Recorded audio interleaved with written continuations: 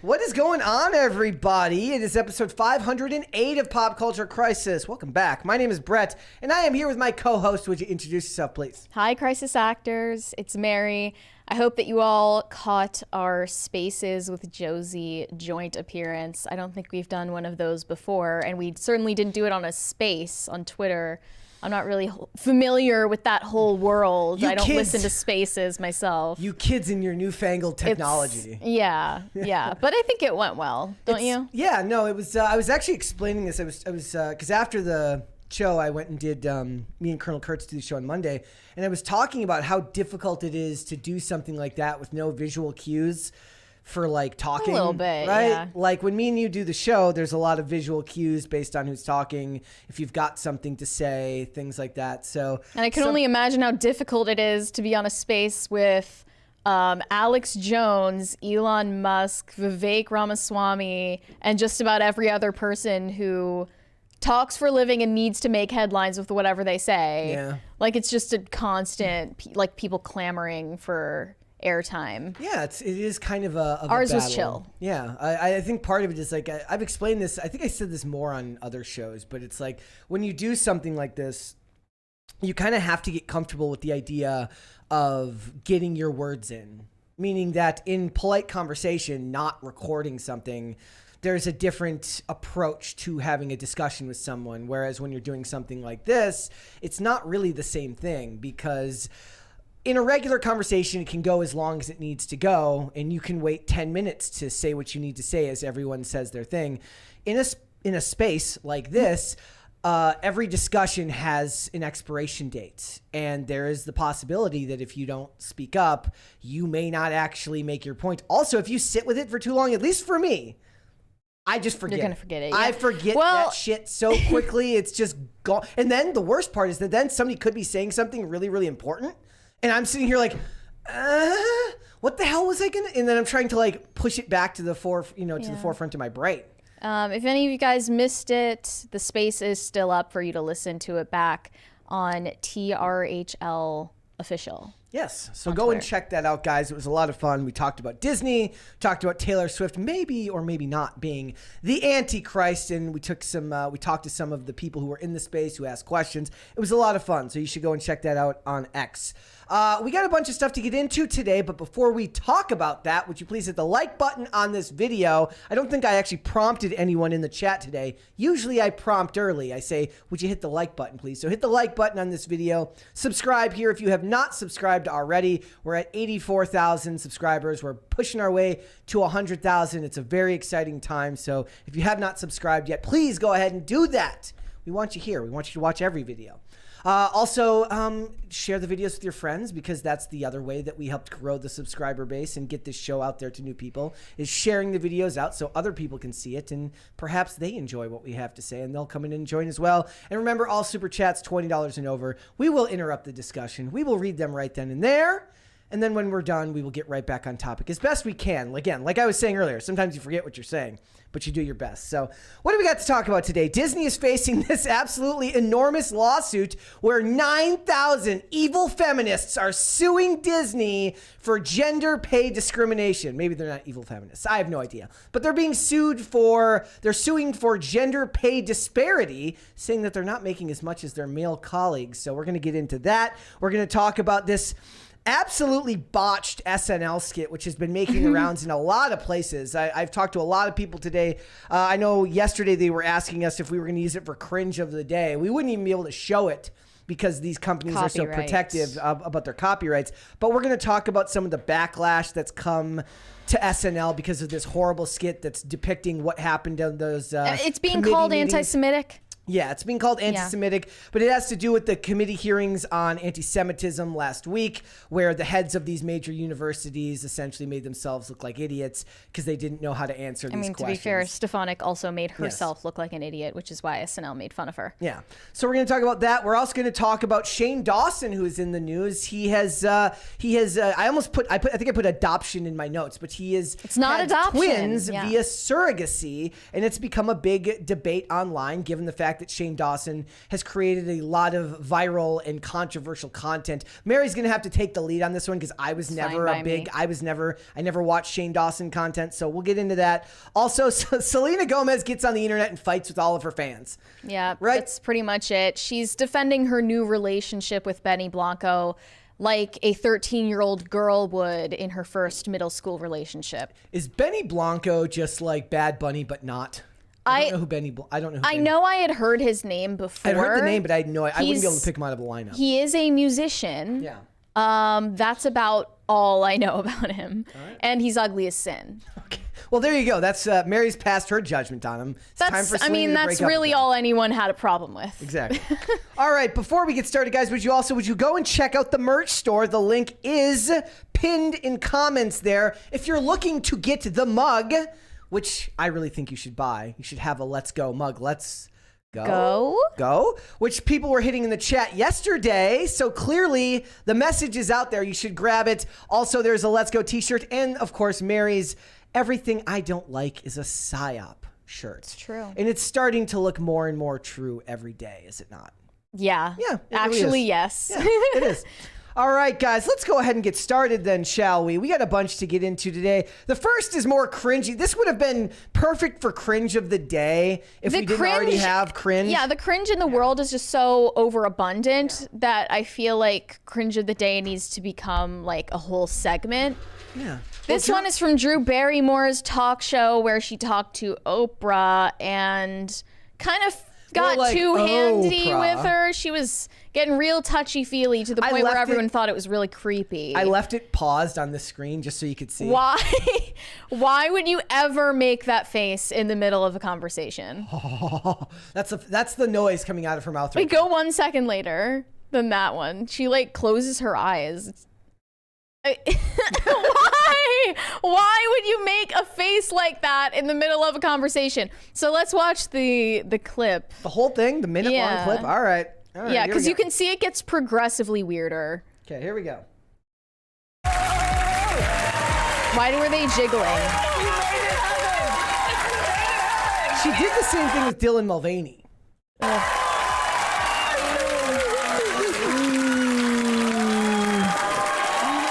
Well, it certainly wasn't the vision. It wasn't the vision. Okay, flag Whose on the dog play. is that? Flag on the play. Oprah initiated contact. Oprah put her arm out over there, and Drew Barrymore reached for it like a hungry hyena. I guess. Hard to do every day. It looks like it's the most fun, and it is the most fun. And I know that you feel that way because that comes through. You love your audience the way I love my audience. Look at her hand. I can see that you feel for your audience, and that's the reason you feel. But this is really... She's holding on to her for dear life. I'm gonna let you know right now. I've done a lot of drugs in my lifetime, and there are definitely things that she's probably very tactile right now. You think she's on drugs? I think it's completely plausible, or she's the greatest actor in history. I guess, faked intimacy is something they're good at, it's right? Performative intimacy. But I'm telling you right now, what I see is like, this fabric is soft. Maybe. That's what it says to me. Well, she does have a history of this behavior because when Dylan Mulvaney was on Drew Barrymore's show, she famously knelt down on the ground and nearly kissed Dylan Mulvaney's hand because this is a walking deity of white liberal females. First show the for AM Chicago back in like if you look at the crowd, you were gonna see awfuls. There was no Men find a woman that caresses your arm the way Drew Barrymore strokes the arm of random people on her television show. TMZ said that Oprah is gonna be telling her man to caress her arm the way Drew Barrymore does. Yeah, and Oprah supposedly has no problem with it. At least that's the cover up. That's the cover up answer she gives here. All I know is old Brett would have loved some of what she's on right now. I don't understand why anyone would watch the Drew Barrymore show. Infernal Machine says, "I'm guessing wine. A lot of wine." Does she? Do you? You can't possibly do the show like hers every day drunk. It would not be. I mean, maybe they could. I mean, like, you've got so many people working for you that maybe that can hide the But fact the problem that is the talking part of it is like the part that I would never be able to do if that was happening. I can barely talk sober, let alone while drinking or doing drugs. Though I do contend that I probably would have been better at this job if I was still using the downers. It would have evened my pace out, but I don't think people would have liked that as much. I think laying off the sugar helps. Yeah, no, I mean, it makes the show different, but it's definitely better for me in general lately. Plus, I'm losing weight, which is always a good thing. Skinny legend. Yeah, that will be me one day. Oprah is looking like a skinny legend too. She's totally on that Ozempic train. Yeah, definitely. Ozempic. Maybe I don't want to get sued. Maybe she is. Maybe she's not. But it looks like it. But good for her. You know, whatever works. I don't care. Sure, Oprah. I don't care. Do it. Like, actually, you know what this kind of looks like? It kind of reminds me of like the picture of her like offering the child to Harvey Weinstein in that photo. Ugh. Not the actress to Weinstein in that photo. Yeah. Remember that? Yeah. I'll remember that every time I see Oprah. Yep. Creepy. All right. Jonathan Majors is still in the news. So this is a big part of the story. The driver of the cab, or at least it was like an Escalade, claims that Grace Jabari hit the actor in the SUV. It says, big update from the Jonathan Majors assault trial. The driver of the SUV in which Majors and Grace Jabari were fighting took the stand and testified he thought she hit the movie star. This is what's weird about it. It's not, he doesn't say that he saw it because he's like, how could he see it? His eyes are on the road, right? But most of these things would have some type of video camera in the cab. Well, they claim that they do have the dash cam footage from inside the car. So I don't know what this guy would have to add to the story if they have the footage. But he testified he kept his eyes on the road. However, he had a feeling the girl had hit the boy because of the way that she was fighting and the sounds produced. So I don't know if we should really pay much mind to what this guy's saying. I mean, if there's video if he didn't look. Yeah. He's just testifying that he kept his eyes on the road so he doesn't lose his job. The driver also testified that Grace demanded to see Jonathan's phone, saying the girl became very angry, the driver said. He was not doing anything, she was doing it, and that Jonathan was trying to get rid of Grace. It was an interesting twist in the trial. Last week, the text messages came out. We know all about that. And I still think that we're going to end up falling back to what happened, right? It's not going to matter what happened in 2022. What's going to matter is what happened here, and it doesn't look like it's going to get him convicted of a whole lot. Well, most toxic relationships are mutually toxic. Yeah. So that kind of makes it a gray area for a lot of people. And not just that, Jonathan Majors called 911 for Jabari as a possible OD suicide.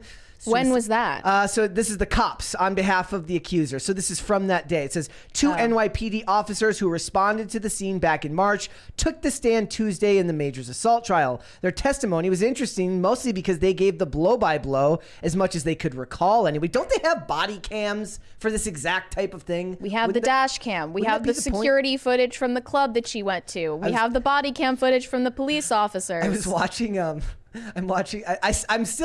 will stand by it that this Lethal Weapon TV show that everybody hated but me, it was just, the first two seasons were so funny, and there's a scene in the second season where they're just so, like, they cause so much property damage and they hurt so many people that they make them wear body cams and they keep getting destroyed from all of the violence. It's hilarious. So it says one of the cops testified that the initial call that came in, made by Majors himself, was to report that someone who had attempted to take their own life via overdose.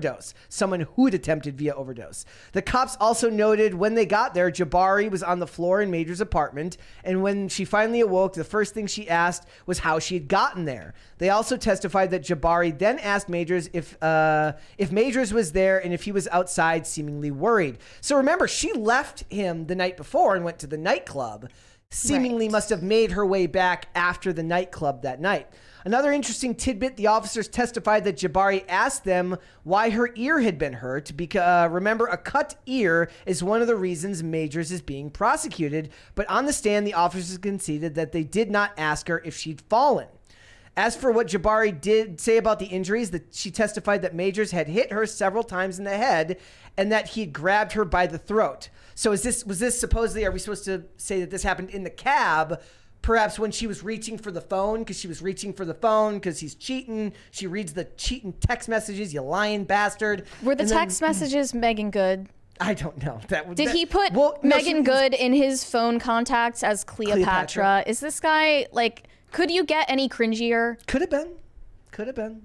I mean, I'm not saying he's guilty or innocent, or I have no idea, but this guy's cringe as hell. Yeah, it says one of the officers also admitted on the stand he'd helped Jabari fill out the domestic violence report, completing page 1 for her and letting her do page 2 on her own. On cross, the officer says they didn't recall a lot of specific details that the Majors defense team asked, including whether Jabari had told them she'd taken 2 sleeping pills the night before. Well, if she's taking Ambien after drinking, yeah, that will mess with your memory short term. So I thought, like, literally all we would need is the dash cam footage from inside the car. Yeah, that's literally all that they would need to reveal. Trials in a lot of ways are a lot of smoke and mirrors for things like this. So it's interesting to see the way things are going, because I don't know I still don't think Marvel gets rid of him.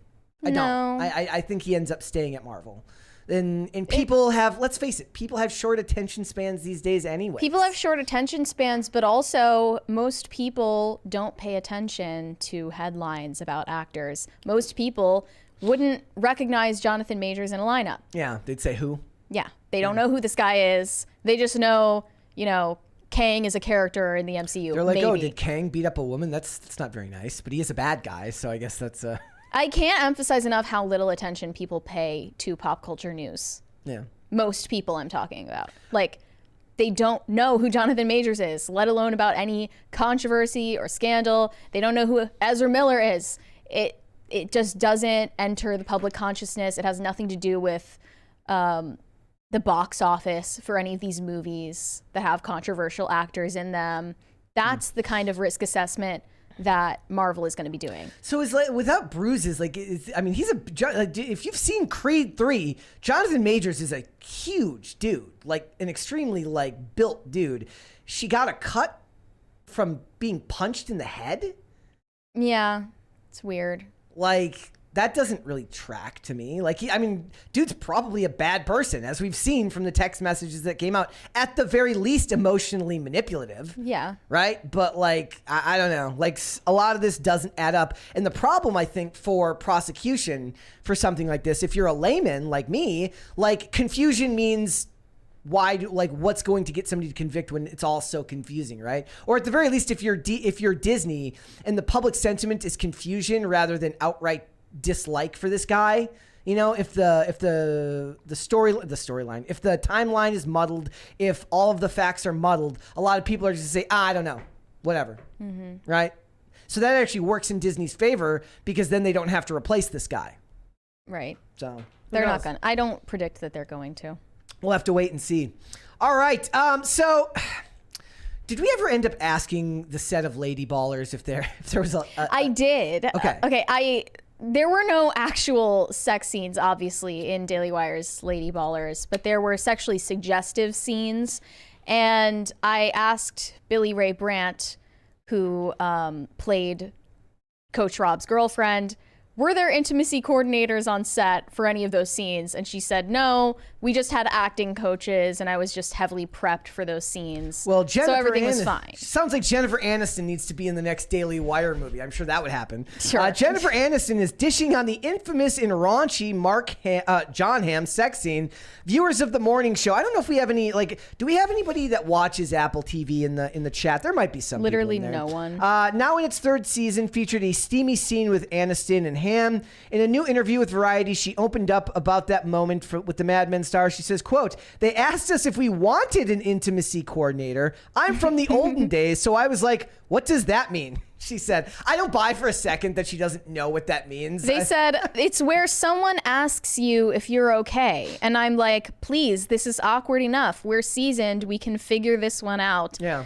So the way they explained to her what an intimacy coordinator is someone standing, a third person standing in voyeuristically watching you simulate sex in the room and then asking you periodically, "Are you okay? Are you okay?" Somebody needs to make a skit. There's a great skit to be made where just like a really creepy intimacy coordinator asks all the right questions in the wrong voice.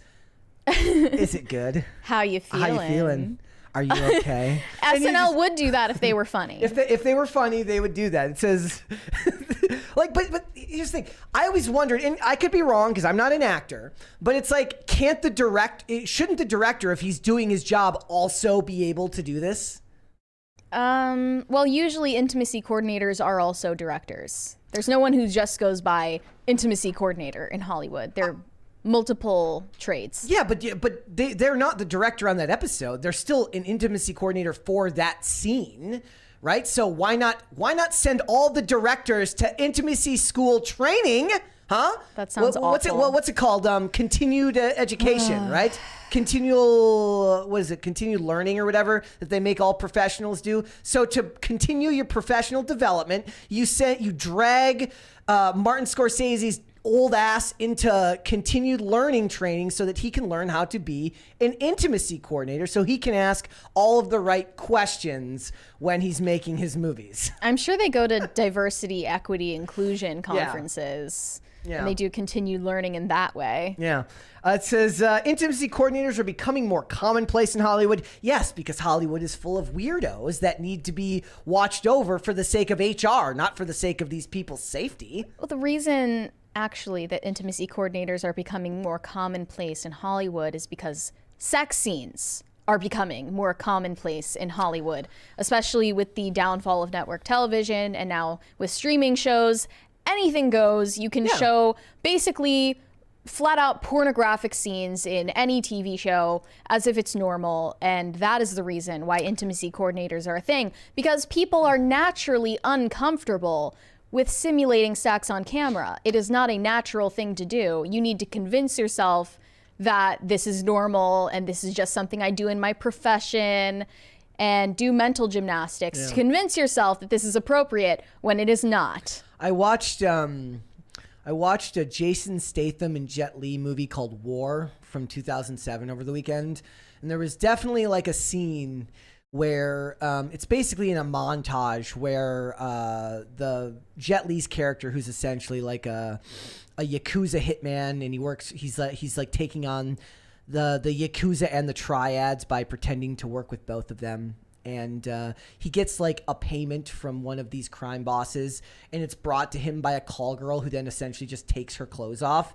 But then like the scene cuts where she just walks into the bedroom and it doesn't actually show anything else there. So they get their moment of nudity, which I'm sure they're like, we got a rated R in this movie. We're going to cuss a bunch. There's a bunch of blood. Why don't we just fit this one thing in there because we need to do it? But they didn't go any farther than that. They didn't show anything beyond that other than just the woman walking into the bedroom. But nowadays, if you did that scene, they would probably, by studio notes, be asked to show more than just that. So it says intimacy coordinators are becoming more commonplace because, but some actors from the olden days, such as Aniston herself, they don't understand. Do you remember Sean Bean basically got called? And remember, here's the thing, she's not going to get labeled for this.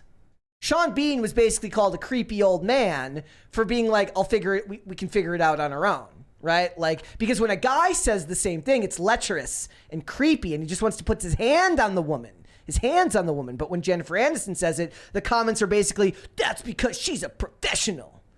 She's a pro. I think for both of them, it's creepy.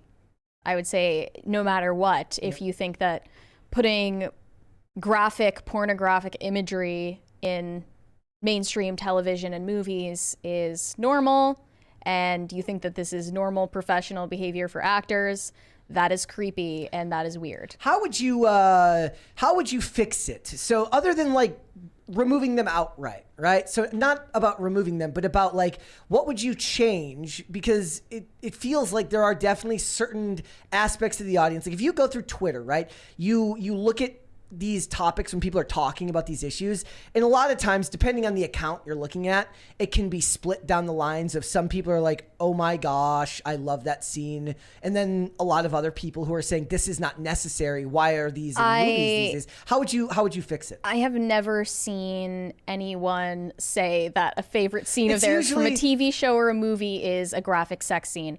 What I mostly see from Gen Z is that they feel deeply uncomfortable with graphic sex scenes being in their TV shows and movies, and that is borne out in polling data from how they feel about it. It's usually from accounts that are like anime avatars, could be bot accounts for all I know. I don't know. I just know that there's something in the hiring practices from Hollywood that tells them, or in the production practices from Hollywood that tells them that adding more of these is a good idea. And back in the day, it was a novelty, right? There was only Showtime and Cinemax and HBO, and the rest of the stuff that you watched on network TV and even basic cable. Sure, you got an F word on basic cable once a season. They were like allowed one F word a season on these shows, but you didn't get a whole lot of this. But now everything is essentially what Cinemax and HBO and Showtime were back then. So you're just going to get more content like that. But it's almost like it leaves everybody else kind of in the lurch. All the people who were programmed to like the stuff that didn't have that, the people who watched network TV, the people who watched basic cable, you leave them in, because still people like to watch stuff with friends and family.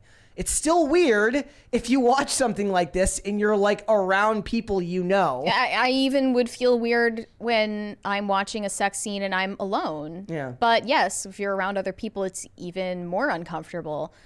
And I don't think there actually has been a unanimous public sentiment that this is what we want from our entertainment. I think that just like the way Hollywood mandates diversity into TV shows against or disregarding public sentiment around that. Nobody's clamoring for that. They, by studio mandate, insert diversity and inclusion quotas into TV shows. They insert, minority characters, storylines that are unnecessary into these TV shows. And similarly, against public sentiment, they insert sex scenes and graphic imagery and nudity into TV shows because irrespective of whether it has anything to do with making more money, it is the social impact that they want. They want to coarsen the culture. That is their goal. To me, the imagery, not necessarily, because the stuff that I remember from when I was younger, it wasn't sex scenes, it was just nudity, meaning that there was characters that were nude, whether it was like, one of the things I always laugh at to this day, network television strip clubs. Which is they're basically fully clothed, and I was like, why are these guys? You look at it and you're like, who are these morons paying money for women dancing with actual clothes on? This is very, very stupid. But when you watch something like that back in the day, what it was is it set the tone for the show you were watching, meaning like it made the show feel more serious because you were seeing something that you wouldn't have seen on network television. So it actually added to the ambiance of what you were watching. But those weren't sex scenes. That was just nudity that was shown to make it seem more realistic. I think normalizing this to the public has been a gradual, incremental process that started with what was called tasteful nudity or tasteful sex scenes that hide certain things. And slowly but surely, it becomes just as graphic as anything you would find on a porn site. That is how you get people to gradually accept these things, not because they were asking for it and not because it has anything to do with incentivizing people to watch these shows and making more money. It's really, none of it is about making more money. It is about the social impact they want to have on society. Yeah. Yep. It's and I don't think it gets any better personally. I think it only gets worse from here on out because the model isn't going to change. We're in the streaming model now forever, or at least for the foreseeable future, right? It's an expensive model now because you have to subscribe to like 9,000 streaming services. And even if you choose to sail the high seas, the content you're sailing the high seas for is the content that's being put out on these platforms that have a priced barrier to entry that is supposed to make it okay to put nudity in there. So I don't think it's going anywhere. All right, Sabrina Carpenter, right? Yeah. Sabrina Carpenter is getting hate from her own fan base right now because she decided to promote Coca-Cola on her Instagram, and she posed for this photo with a bedazzled Coke can in front of her eye, and her fan decided to post this message that she sent to her, calling her out. She is supposed to be boycotting Coca-Cola because apparently this is on a list of corporations that have somehow funded or supported Israel instead of Palestine. So her fan messaged her the following: "Girl, no. Sabrina, please get yourself educated, blonde, please. I'm begging you, Coca-Cola is a brand that supports genocide. Please stop partnering with them. We need to help the people in Palestine. Boycotting really works." First of all, boycotting doesn't work. Second of all, if you word something like this to anyone to get them to change their practices, they're never going to listen to you because it's pure snark and condescension. Calling her blonde and then putting genocide in the same sentence is hilarious. I saw, actually, walking past a Starbucks recently, someone put a sign or a poster outside of the Starbucks that said, "Starbucks supports genocide. Where you spend your money matters." And nothing has made me want to buy Starbucks more in my life. I just, yeah. And now we've got Dana White, vigorously, trying to get people back on the Bud Light train. They got him, they got Kid Rock and all these things.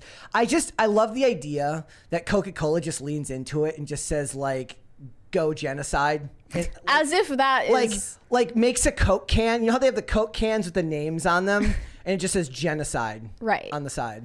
Yeah, I don't know how we were supposed to know that we were supposed to be boycotting Coca-Cola right now. McDonald's is another one of them. Starbucks is another one of them.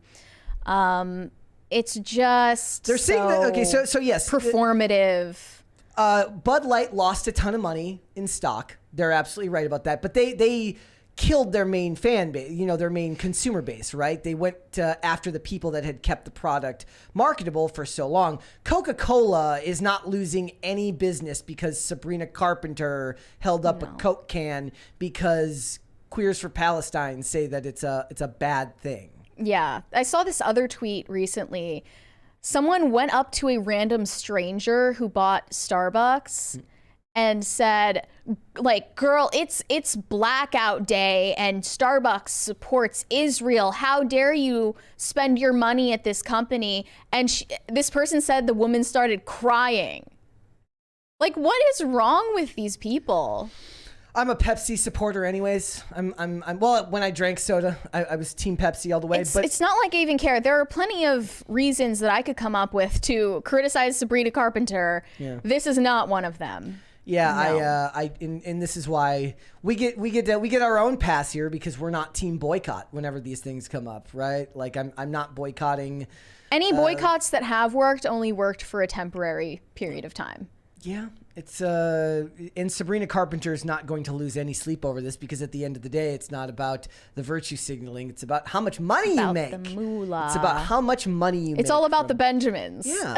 Well, for her, she's like, look, if a genocide has to happen so that I can add some zeros to my bank account, that's a risk I'm willing to take, she says. Yeah. Yeah. So. Makes sense to me. Well, if that boycott works, they'll have to let us know. I do agree. Dr. Pepper is better, anyways, with P-Tran in the comments. Though I am a Pepsi fan specifically. Okay, Kanye West is back in the news. He wore what they call a black KKK type hoodie at the Vulture's listening party. Yeah, he's doing the provocative thing again. Well, I mean, they also mentioned that he did the same thing back in 2013 for the music video of Black Skinhead. Yep. And it was seen as artsy or edgy back then, but is viewed in a different context now, obviously. So I suppose they just mean anything he does now is bad because of his comments. They liked him back then. They don't like him now. That's the only difference. Yep. And then there's a photo of him posing with Playboi Carti. And there are still, a lot of other rappers that don't seem to care about his reputation downfall. They're still hanging out with Kanye and they're still collabing with him. Yep. Ty Dolla $ign, Offset, Lil Durk, Chris Brown, Kodak Black. Hopefully Kodak Black's all right. He just got busted for cocaine possession after all that work that Trump did to get him to pardon him. It's a thankless job. It's a thankless job, man. And then there was also this video of Kanye and Bianca Censori at a Jamaican restaurant where he held a listening party for vultures. Yeah. And she is just openly getting a lap dance from, I assume, a stripper right next to Kanye. Guess so. Everyone is laughing and jeering.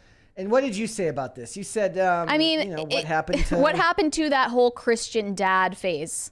What happened to that persona that he had where he changed his values and wanted to make wholesome music and wanted to be perceived as a family man? Yeah. All of that seems to have fallen by the wayside, right? Yeah. It must have been a facade the whole time. A lot of people are saying that. Guess so. It's, I mean, facade, yes. I think part of it is also, do you think he just doesn't notice the disconnect there? Like, there's no, I mean, he's a smart person. Yeah. He has self-determination. He's not actually a lunatic, despite what the mainstream media will tell you about him. Yeah. He knows exactly what he's doing. He's clearly very calculated about the way that he makes public appearances and the way that he does his artistic imagery. All of it is intentional. So that's what I am confused about. It's because he did this whole transformation in his career, made a Christian gospel album, Did you ever listen and started preaching about how he is religious now. Did you listen to that album? Yeah, at the time. Good? Bad? It's all right. Some of the songs are good. Some of them are bad. I don't listen to any of it now. Yeah. Somebody says, who is Harley Pasternak? Yes, whatever happened to that guy? Whatever happened to that guy? And we still wish we could have asked him. Yep, would have been good. All right, Jada Pinkett Smith is back in the news as well. It's just another case of everything I've heard about Jada and Will Smith has been against my will. She claims now that the Oscars slap incident saved her marriage. Despite the fact that they don't live together anymore. And despite the fact they were already separated by the time that Slapgate occurred. And he's been like pictured out recently with like a Jada Pinkett Smith lookalike. Yes, he has. So she did an interview with the Daily Mail where she said, after all those years trying to figure out if I would leave Will's side, it took that slap for me to see I will never leave him. Who knows where our relationship would be if that hadn't happened? I'm flabbergasted that she is still doing these interviews, just airing out their dirty laundry constantly. It's so emasculating. Yeah. And maybe that's why he was hanging out with this Jada lookalike. She was like a thicker version of Jada. During Art Basel in Miami, where Kanye also was, by the way. But I don't think Will is going to move on anytime soon, even though that would be best for his mental health. Yeah, I think it would. And his self-respect. I think he could have a new lease on life if he did. Right? Like he could have a whole like second or third like career renaissance if he moved on. Because the only reason anyone listens to Jada is because of the things she says about Will. Yeah. Like Will is the only interesting thing about Jada. And that's what she's so angry about. Yep, absolutely. It would be very interesting to see if he could actually pull together like a late career renaissance as like, look, there's Liam Neeson is still making action movies. He's like withering away. He's like in his 80s now, right? Or he's in his late 70s.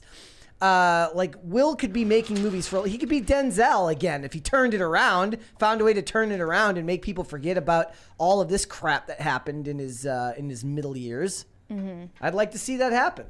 Yeah, but for now, still, no one cares about Jada Smith's memoir. I also saw this part of the interview where she said she once fantasized about becoming a werewolf and eating Will Smith's body, tearing him apart. So that doesn't sound like a healthy relationship at all. Yeah, no, not at all. All right, so this was a strong contender for Cringe of the Day, ladies and gentlemen. The reason I put up a poll in the chat today, I asked you guys, is there a war on Christmas? And we kind of went down a rabbit hole looking into the term, realized that it wasn't Rush Limbaugh who coined it. It was really Bill O'Reilly, and it even goes back further than that, all the way to Henry Ford. But the reason we brought it up today is because if you remember, a couple of years ago, the song Baby It's Cold Outside kind of became this weird culture war touchstone where people were debating whether the lyrics of the song were coercive. It felt like one of those moments to me personally where I was like, we've reached parody level when it comes to culture war issues. Well, it's apparently not parody, and it's apparently still very much a relevant talking point because they hate the song so much that they've made a woke consent-related remix by John Legend and Kelly Clarkson, just so that you can understand that, she's not being coerced in this song. So I found out the updated lyrics to John Legend and Kelly Clarkson's version of Baby It's Cold Outside are so funny. They're like, just so everyone listening knows, they are both consenting adults in this song. And that's because all of these idiots were saying Baby It's Cold Outside promotes rape culture. And it's actually a song about a woman getting date raped and getting roofied. That is obviously just another instance of the war on Christmas. It really is. Before we get into it, so I was reading about the war on Christmas. And while I'm reading this long article from Slate or wherever it was from, and they're going back to the liberal and the conservatives going back and forth on this topic over the years, you really do realize that what we're doing here is absolutely nothing new. There's nothing new under the sun. No, these types of culture war issues have been going on since long before we were around, right? They're talking about this like right after 9/11 and the war on Christmas. And I'm just like, it actually made me feel kind of tired, if I'm being honest. It did. Like, ugh. Well, the song White Christmas also got a lot of backlash because people assumed that it was a song about white supremacy. And similarly, Baby It's Cold Outside is a Christmas classic. And they had to trash it. They hate fun. They hate joy. I despise the fact that they are allowed to say that the song White Christmas is about white supremacy and not be called ridiculous. Well, we can call them ridiculous right here. So John Legend, as you know, the sexiest man of the year. Yes. The most unthreatening man of the year. He decided to rewrite all of these lyrics so that the male responses are affirming the woman's self-determination and her ability to consent or not consent to staying over. So here are some of the lyrics. She says, I really can't stay. And he says, I'll call the car and tell him to hurry. You know what this proves? It proves what it is, what it really is. Because in the original, there's no cab to get them, right? So maybe what this is a pro-Uber song more than anything. Probably. Is what they're saying is the Uber is more reliable than the cabs in bad weather. That's what I think it is. Yeah. So she then says maybe just a half a drink more. And he said, oh, we're both adults, so who's keeping score? And then she says, if I have one more drink, he says, it's your body and your choice. Yes, a Christmas carol saying your body, your choice. The reason celebrities so wholesome. The reason celebrities are paid so much is because they are paid to say that line without vomiting in their own mouth. They are. And then finally, it looks like he's basically kicking her out of his house. Because, you know, this is the thing. What they're proving here is feminism never worked. That even in this moment, men are superior and she can't make her own decisions. So he has to make the decision for her. He has to kick her out because she can't consent because she's a woman. Everyone knows that in the original song, the woman is being coy. She is pretending that she wants to leave. She is... Because society will judge her if she stays. Right. Or she's dropping the handkerchief so that he can pick it up and invite her to stay. That is obviously, if you are a human being who has any real world experience, you would know that that interpretation of the song is correct and that he is not a rapist. So some people have interpreted the original lyric, "Say what's in this drink," to mean it is a reference to date rape drugs, that he roofied her. But there's another explanation. This is a well-used phrase that was common in movies of the time period, and it generally referred to someone saying or doing something they thought they wouldn't in normal circumstances, a nod to the idea that alcohol is, quote unquote, making them do something unusual. It is interesting how time allows culture to shift the meaning of things, right? So as the phrase dies away and is no longer popular, critical theorists can then, get in there and really put their own interpretation on it, because there's nobody around that remembers that phrase being used the way that it was. So when this comes up in polite discussion amongst people who aren't history majors or weren't alive during that time period, they're not going to know that that was true. So they're just going to assume that whatever this person who is asserting that it was actually about getting date raped, they're just like, oh, it must be true, because there's nobody to tell them otherwise that actually lived through it. This song was written in 1944, and now everyone who didn't live through that time period seems to believe that all of the stay-at-home wives were just beaten mercilessly by their husbands, and they were addicted to drugs, and all of their kids were closeted and they were gay because of discrimination, and it was just, living in the 50s was just hell on earth. But the reality is not so interesting. I also love this weird dichotomy. Like, this is bad, but MILF Manor's totally okay. MILF Manor, good. Right. We live in a schizophrenic culture. Yeah. The other thing is, the funnier version of this is he just kicks her ass out and makes her wait in the cold. That is the male feminist thing to do here. That would be an actually funny way to parody the song. For the sake of her independence, which makes no sense because he's making the decision for her. He's like, look, you're a woman. You wouldn't be able to consent to something like this. Are you saying that women can drink alcohol and make their own decisions? That's insane. And he just boots her ass out and says, sit outside and wait for the cab. Yeah. And I'm sorry, wait for the Uber Black. I'm still in disbelief that John Legend was voted Sexiest Man of the Year, but it's because they're pushing this idea on women that male feminists are really the guys you should be dating. Not that these are the men you should not trust. If any man has an agenda that he's trying to portray himself as non-threatening and harmless, it's probably because he's a dangerous person to be around. He's very threatening and he's very harmful. And of course, John Legend is getting praised for rewriting Baby It's Cold Outside as a male feminist in pop culture. So here is the About section on Genius. It says, the song differs from Frank Lesser's original version in which the male pressures the female to stay the night. In the new modernized lyrics, written with the help of Natasha Rothwell, the male is understanding and respectful of the female's decision and calls her a cab, though she ultimately decides to not leave. I'm calling BS. He called her an Uber. He did not call her a cab. Nobody calls cabs in 2023. He called her an Uber. That's what he did. And it's remember when Aziz Ansari got in trouble for his bad date and then called her an Uber? Maybe it's the same situation, right?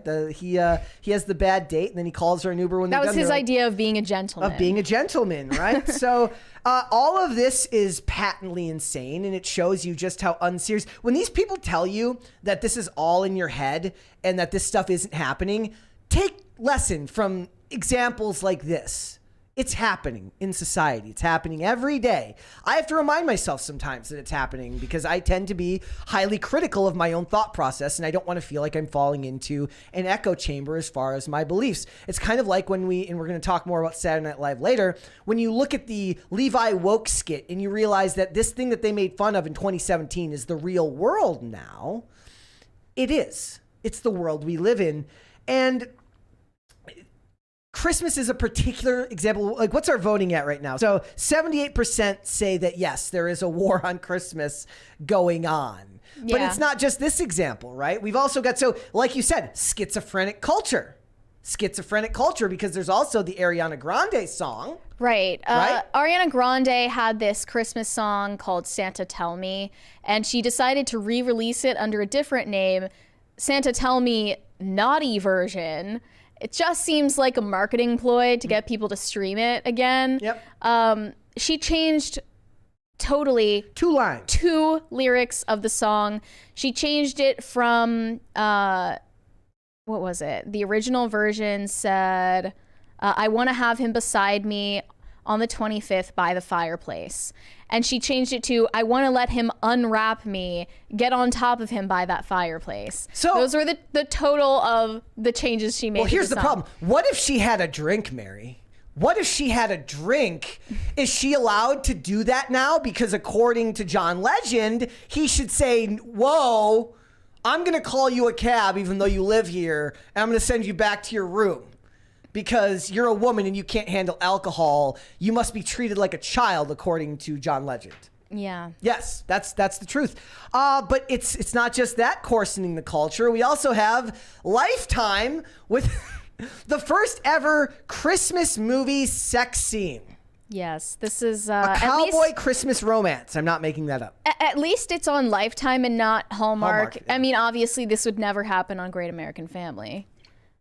Obviously, but Candace Cameron Bure would never let it. Why is this necessary? And you know that and the Olivia Wilde movie where she like Santa is a witness in her divorce hearing. That at least feels like a horrible modern version of what used to be like Bad Santa is still a great movie, even though it's objectively degenerate in many ways, right? So it's like that at least feels a little bit more on par with what the humor was at one point, even though it's a stupid idea to make a movie about Santa being a witness in a divorce trial. Okay, Santa Inc. also happened. Santa Inc. is one of the worst examples, right? But that's an overt example where it was so bad that people actually made a point to call it out. I didn't see anybody else really mention the Olivia Wilde one because there's no real info on it yet. Other than the stuff that we talked about. So Lifetime is, they're making Christmas movies on an annual basis, much like the Hallmark Channel does. But they're going to include a sex scene in a movie called A Cowboy Christmas Romance starring Jana Kramer, who seems to be a mainstay at the network. And they said that they're looking to add some spice to the holiday and what do they say? To the sugar and to, wait, what is it? Sizzle to the sugar and spice. This is stupid. Yeah, you can't win. You can't win. Yeah. It's bad times. I mean, never has there been a time in history when women complain more about being objectified while they objectify themselves. And never has there been a time in history where women complain more about their autonomy being violated when they continuously deny that they're capable of making their own decisions. They're like, look, I'm autonomous this is what unless I mean. I've had a drink and I'm stranded at someone's house. This is what I mean when I say it's a schizophrenic culture. Yep. So, I mean, really the war on Christmas, what it refers to is the culture being sanitized of the real meaning of Christmas. And that... What about sanitized? That process is well underway. Yes. All right. What would you like to see? Would you like to see cringe or cute of the day? You decide. Okay. All right. We'll start with cringe. We'll do cringe first here, ladies and gentlemen. Oh yeah. Let's just watch it. Here we go. I forgot that this is the one we were going to go with today. Here we go. Here is Will Ferrell. About the entertainment world, isn't it just time? Isn't it just time for women to run the planet? I mean, not if they had any drinks, then they wouldn't be allowed to. I'm not just trying to placate you, I swear. But I don't know what else to do because we, men, we've been running the show since what, 10,000 BC, something like that? And we're not doing so good. So, please, can you guys just take over? Forget about the... I think that speaks for itself. My favorite part here is the Hollywood Reporter says Will Ferrell jokes that women should run the world at this year's Women in Entertainment Gala, and a bunch of people, including Elizabeth Banks, said, I don't think he was joking. I think he was serious. I think he was serious too. I see a comment that said, I'm a woman and I wouldn't want the planet to be run by us. Another one said, if women ran the planet, it would be way worse. Trust me, a woman. Another said, take away all the roads, buildings, cars, and infrastructure, then let them rebuild it.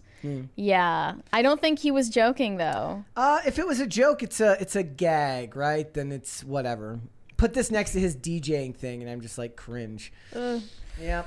Yeah, not funny in my personal opinion, but that's because we did hear Robert Downey Jr. very realistically saying that women should run the world because he made Oppenheimer, because he made the movie Oppenheimer.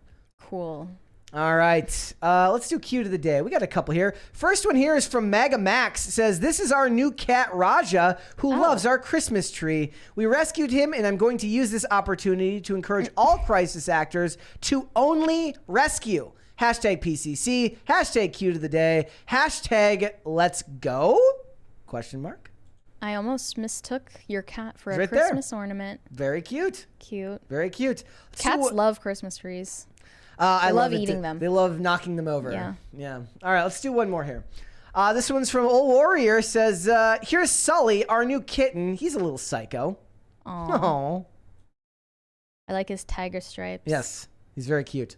All right, let's go ahead and now that we're 56 minutes into the show, ladies and gentlemen, let's go ahead and get started, shall we? So Disney's problems continue to just grow and grow and grow. Not only have we seen all of these movies flop, we've watched Bob Iger fail to be able to answer any questions to a satisfactory extent at this recent conference that he gave. The problems just keep happening and happening and happening. And right now, Disney is facing a massive 9,000 woman lawsuit over pay disparity. And this is a class action lawsuit, by the way, that was started in April of 2019 with only 4 women in it.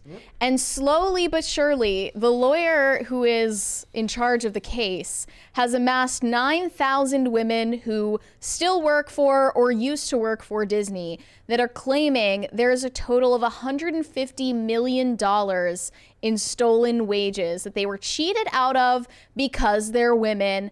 And I simply can't believe that the gender wage gap debate still arises in 2023. It will go on forever. There's a $20 super chat here from Gordon Shumway. You do not call a woman who's been drinking an Uber, Brett. You have her pull out her phone and make sure she calls an Uber. If she throws up in the Uber on your account, you'll be charged. Ask me how I know.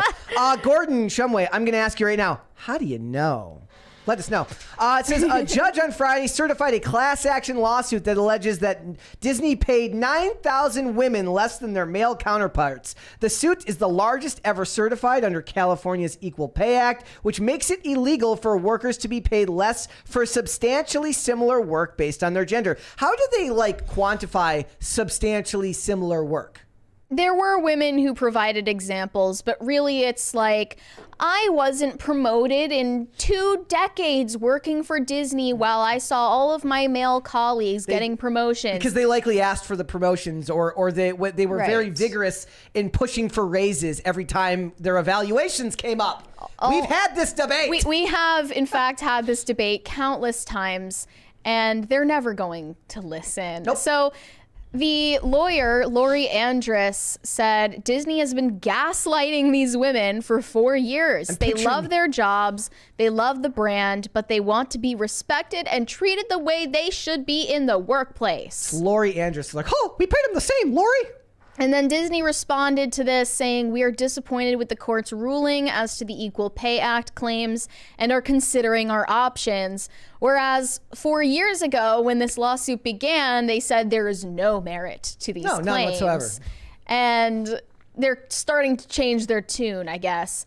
But this is just a recycling of an issue that has been debated to death in not just pop culture, but the culture in general. But it's for a them, tired argument. It's a winning argument for the plaintiffs, though, from a publicity standpoint. Yeah. They win instantly when it comes to publicity.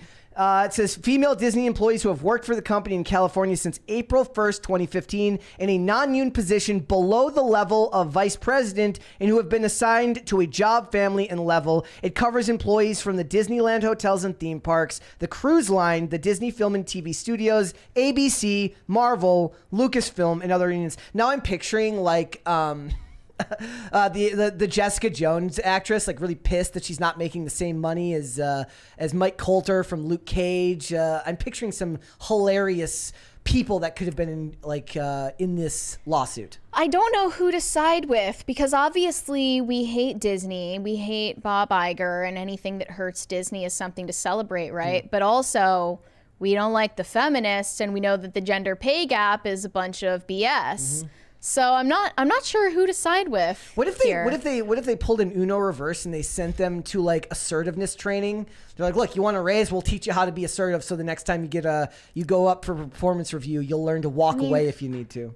We got a $20 from Dreamcast Night. Said it's over 9,000. LOL. Fail Disney. Yeah. And then Gordon Shumway sent a $20 super chat. I got charged $300 because I was being a nice person and got a drunk girl a ride home, and she puked in the Uber. So much for being a good Samaritan. Wow. Maybe what you do next time is you order it on her phone, but you give her the cash or something if you're trying to be polite. I don't know. Yeah, but that would just be too involved. Yeah, it's a little too much, right? Sorry that happened, or congratulations, whatever. Yeah. Again, I just don't know who to side with here. They're equally stupid. So the suit claims Disney systematically pays women in California less than men. The pay disparity is not based on legitimate factors. It is based on sex, with a less than 1 in 1 billion chance it occurred in the absence of discrimination. How okay, then present the evidence that male colleagues and male executives at Disney were somehow rubbing their hands and conspiring in the back rooms and puffing on their cigars and drinking whiskey, putting down all of the women that work for the company. And I would think that you mentioned assertiveness training. Working in corporate America for decades on end ought to be a good enough assertiveness training for any adult. But we know that because it's in women's nature to go with the flow and the status quo and not be open to confrontation or advocating for themselves or negotiating for themselves, things like this happen all the time, and it's not intentional. I love the idea that it's not that they're doing it intentionally, but every time the guy asks for the raise, they get really excited to give it to him, and they give him a high five. They're like, yeah! They throw a party for him. They have employee of the month. Like, yeah, pay disparity, and they're really into it. And, Disney is not in a position to dole out hundreds of millions of dollars to disgruntled employees right now, given that they lost $1 billion just in the box office in the past year. They're really not in any position to be giving handouts to people who feel they were underappreciated. The best thing that could happen here, literally the best thing that could possibly happen, is they drag in like a guy and a girl who play Mickey and Minnie, and the Minnie makes way less than the Mickey, and Minnie has to take the stand, and Mickey has to be like, look, it's not my fault. She doesn't ask for a raise. Look, I do the work, right?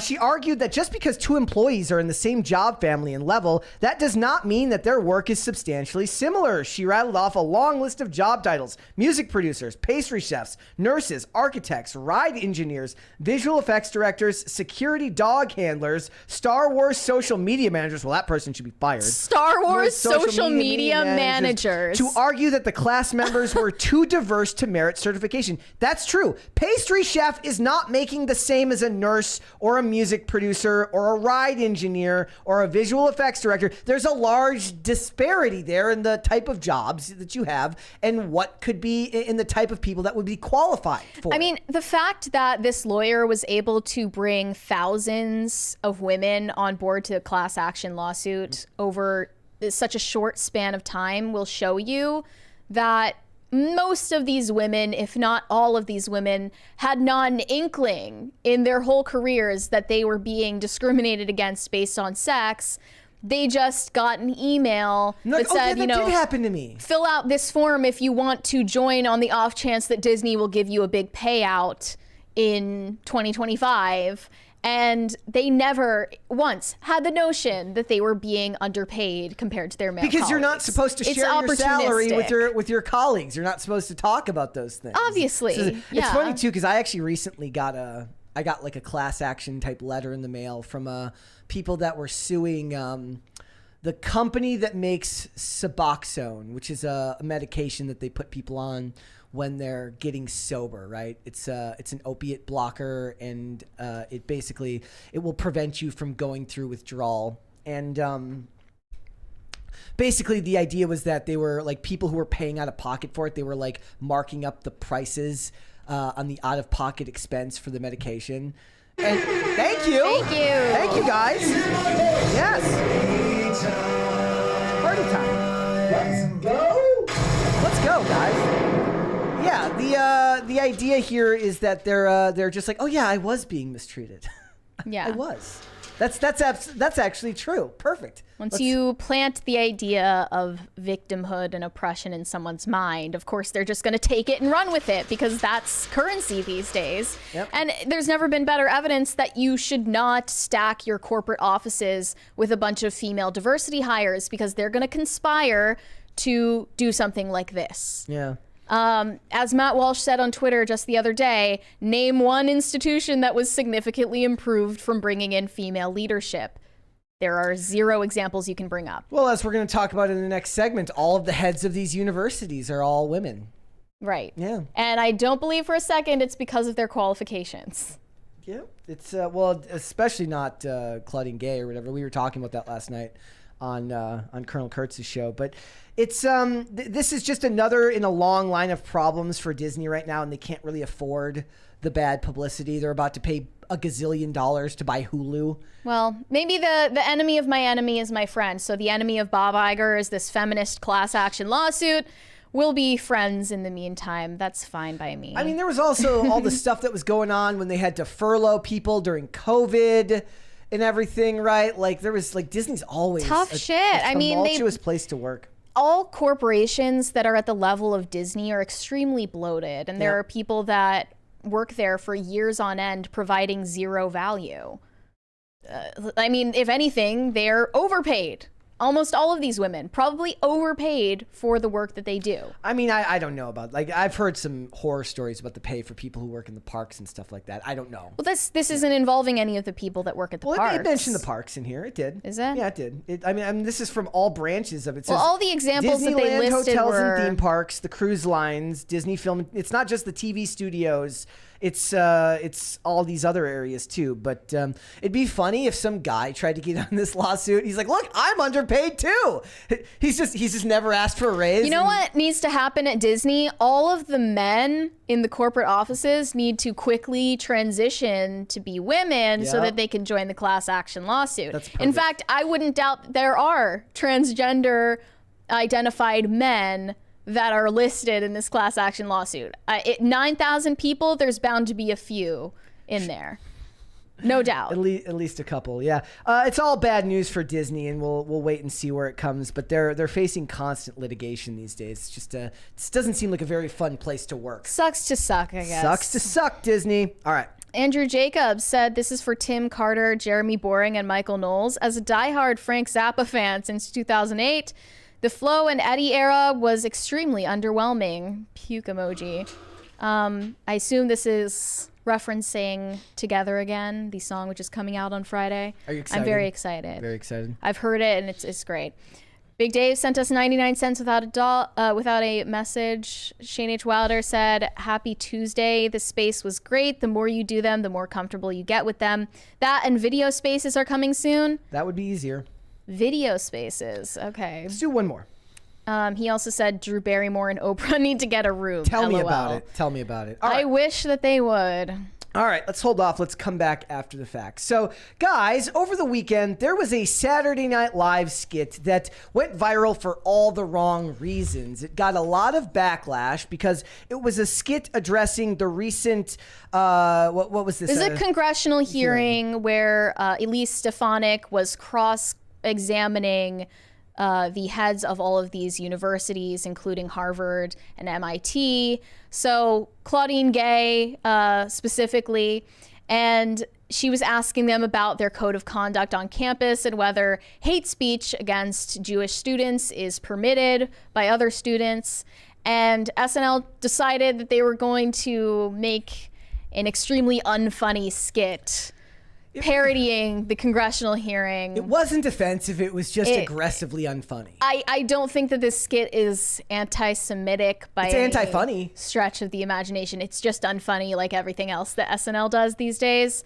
So this was their cold open, and they're getting a lot of backlash for it. I just don't see any backlash besides calling it cringe. I see some replies here say, this is the most cringe skit ever. This is what happens when comedy is replaced by radical political bias. Another said, your audience didn't even laugh because this was so remarkably tone deaf. What's funny about the laughter in the audience, what it felt like is like the subject matter was so heavy that they were actually holding their breath. And it makes people uncomfortable. The little laughter there was felt like it escaped them almost inadvertently because they were uncomfortable. Right. Like it didn't seem I also found it confusing just given that Lorne Michaels is Jewish, so I would assume that SNL would not have a pro-Palestinian slant in their jokes. Okay, here's a comment from Congressman Greg Murphy. Says nothing short of a full-fledged apology from entire staff of SNL is required. Attacking Rep Stefanik instead of the anti-Semitism progressive president's ring of their own anti-Semitism. Typical damn liberal hypocrisy. I don't think they should apologize. I think you swung, you missed, move on. I mean, we talked about Matt Rife making a joke that was about domestic violence. Even though we didn't find his joke funny, we didn't find it offensive either, and we certainly wouldn't be demanding that Matt Rife issue an apology for it. Yeah. And similarly, we just talked about Ricky Gervais's new special where he makes jokes about kids with terminal cancer. Even if I didn't personally watch that clip and laugh out loud, I still think, people who got mad at it shouldn't be allowed to set the rules for what he is allowed to say or joke about. It's not really about whether the skit was funny. It's just about their right to do unfunny jokes. I mean, that is covered under free speech, unfortunately. Being unfunny also, I would think covered under the First Amendment. As little as I think of them, I would think even less of them if they apologized. I would. Yeah, that's true. It would be worse. SNL doesn't know what to do. They're very Jewish. They're in New York, a city rife with anti-Semitic violence, but they can't bring themselves to acknowledge that the left has turned against Jews. They can't get out of their partisan rut. It really is what you could tell from this skit, right, is that they didn't know who to blame, so they blamed Republicans. Yeah, it's a geopolitical conflict that they can't comprehend, so they're going to look at American politicians, and if there's a Republican Trump supporter saying a certain thing, they have to mock it. Yep. They don't really know what any of it means. Again, if somebody's made, like, it would be like when people say, like, do Americans get mad when you make 9/11 jokes? Like, if they do, I don't think that that's something you get mad at either. I say humor is humor, and if you don't like it, you move on. That's the whole point. Humor has to exist. I did watch the actual cross-examination with Elise Stefanik and Claudine Gay, and I think that was funny enough on its own. Yeah. I don't think it needed to be parodied by SNL or anyone. And another interesting detail of this is that the actress who, on the SNL cast, who was supposed to play Elise Stefanik in this bit, backed out of it at the last minute because she read the room and realized it wasn't funny. She read the room, she read the script and realized that it was incredibly unfunny. So an inside source told the New York Post that Cecily Strong, the original actress, was uncomfortable with the sketch. Another added, there were a variety of reasons, and last minute, Cecily Strong pulled out of the cold open. She gets points for having an awesome name, though. Cecily Strong. Cecily Strong is a pretty cool name. And then also they got a statement from Alex DeGrasse, who is Elise Stefanik's senior advisor. He said, Elise did not watch the bit. However, her office was flooded with messages from thousands of Americans across the political spectrum, Democrats and Republicans, who were appalled and disgusted by the anti-Semitic trash spewed by unfunny, morally bankrupt comedians. Here comes the moral policing again. Yeah, SNL made history with the worst cold open ever because everyone knows there's absolutely no humor in the vile answers from the university presidents regarding their failure to condemn calls for the genocide of the Jewish people. It just makes you sound like the left. Yeah. Makes you sound like a moral grandstander and a crybaby. It's not a good look. So I say just make fun of it online. If you didn't like it, don't call for it to be censored. Make fun of it online. Don't ask for an apology. Make fun of it online. If it's bad, you can vote that way, right? Just mock it. That's how you do that. So I have a question. Which one is worse? Adam Driver's joke about how wokeness killed Han Solo, or the SNL anti-Semitism skit? This is worse. This is worse. Mike, this other person says, this isn't humor. It's mockery of a dire issue. Again, Americans still make fun of 9/11. Mockery of a dire issue is my bread and butter. Yes. I love mocking dire issues. SNL lost its way many decades ago and hasn't been funny since. SNL should have faded away years ago, but didn't, so here we are, now watching this highly anti-Semitic crap. Maybe the FCC should investigate this anti-Semitism investigation. The FCC should investigate SNL because they made fun of a congressional hearing. Yes. Did I hear that correctly? That's what he's saying that they should do. Like, everyone just needs to get their panties out of the bunch that they are in. And if SNL does things right, they're winning here because they're getting tons of attention to it.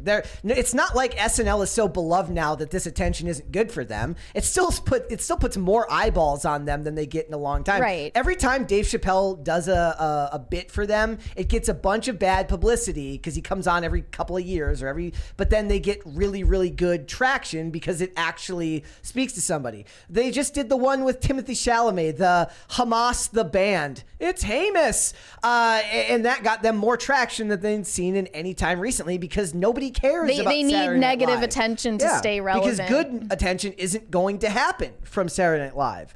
Honestly, the weirder part of them even making this skit, like writing it, casting it, and putting it out there, is that I don't think most people pay that close attention to congressional hearings that they would even know what they're watching. Yeah. Like, what are they?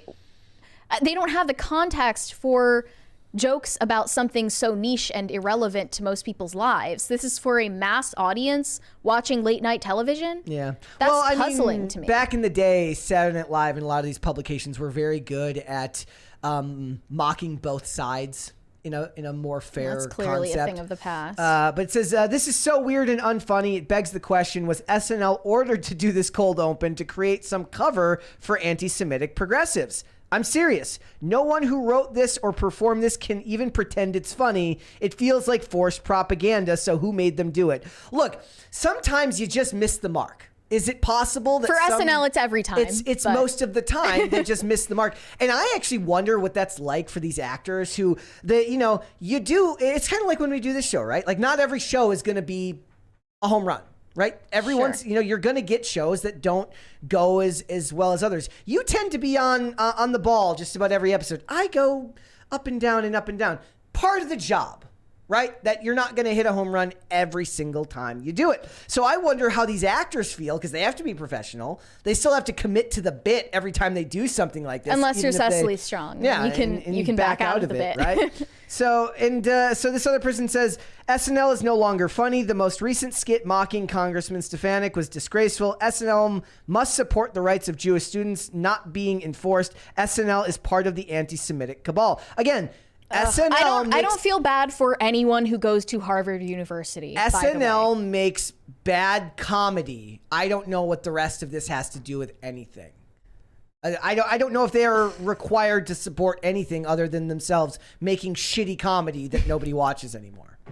On all sides, it's just cringe on all sides. Yeah. I don't think that I fall into any camp on this.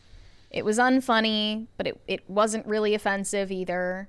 Yep. And you forgot the funny like usual. They usually do when it comes to Saturday Night Live.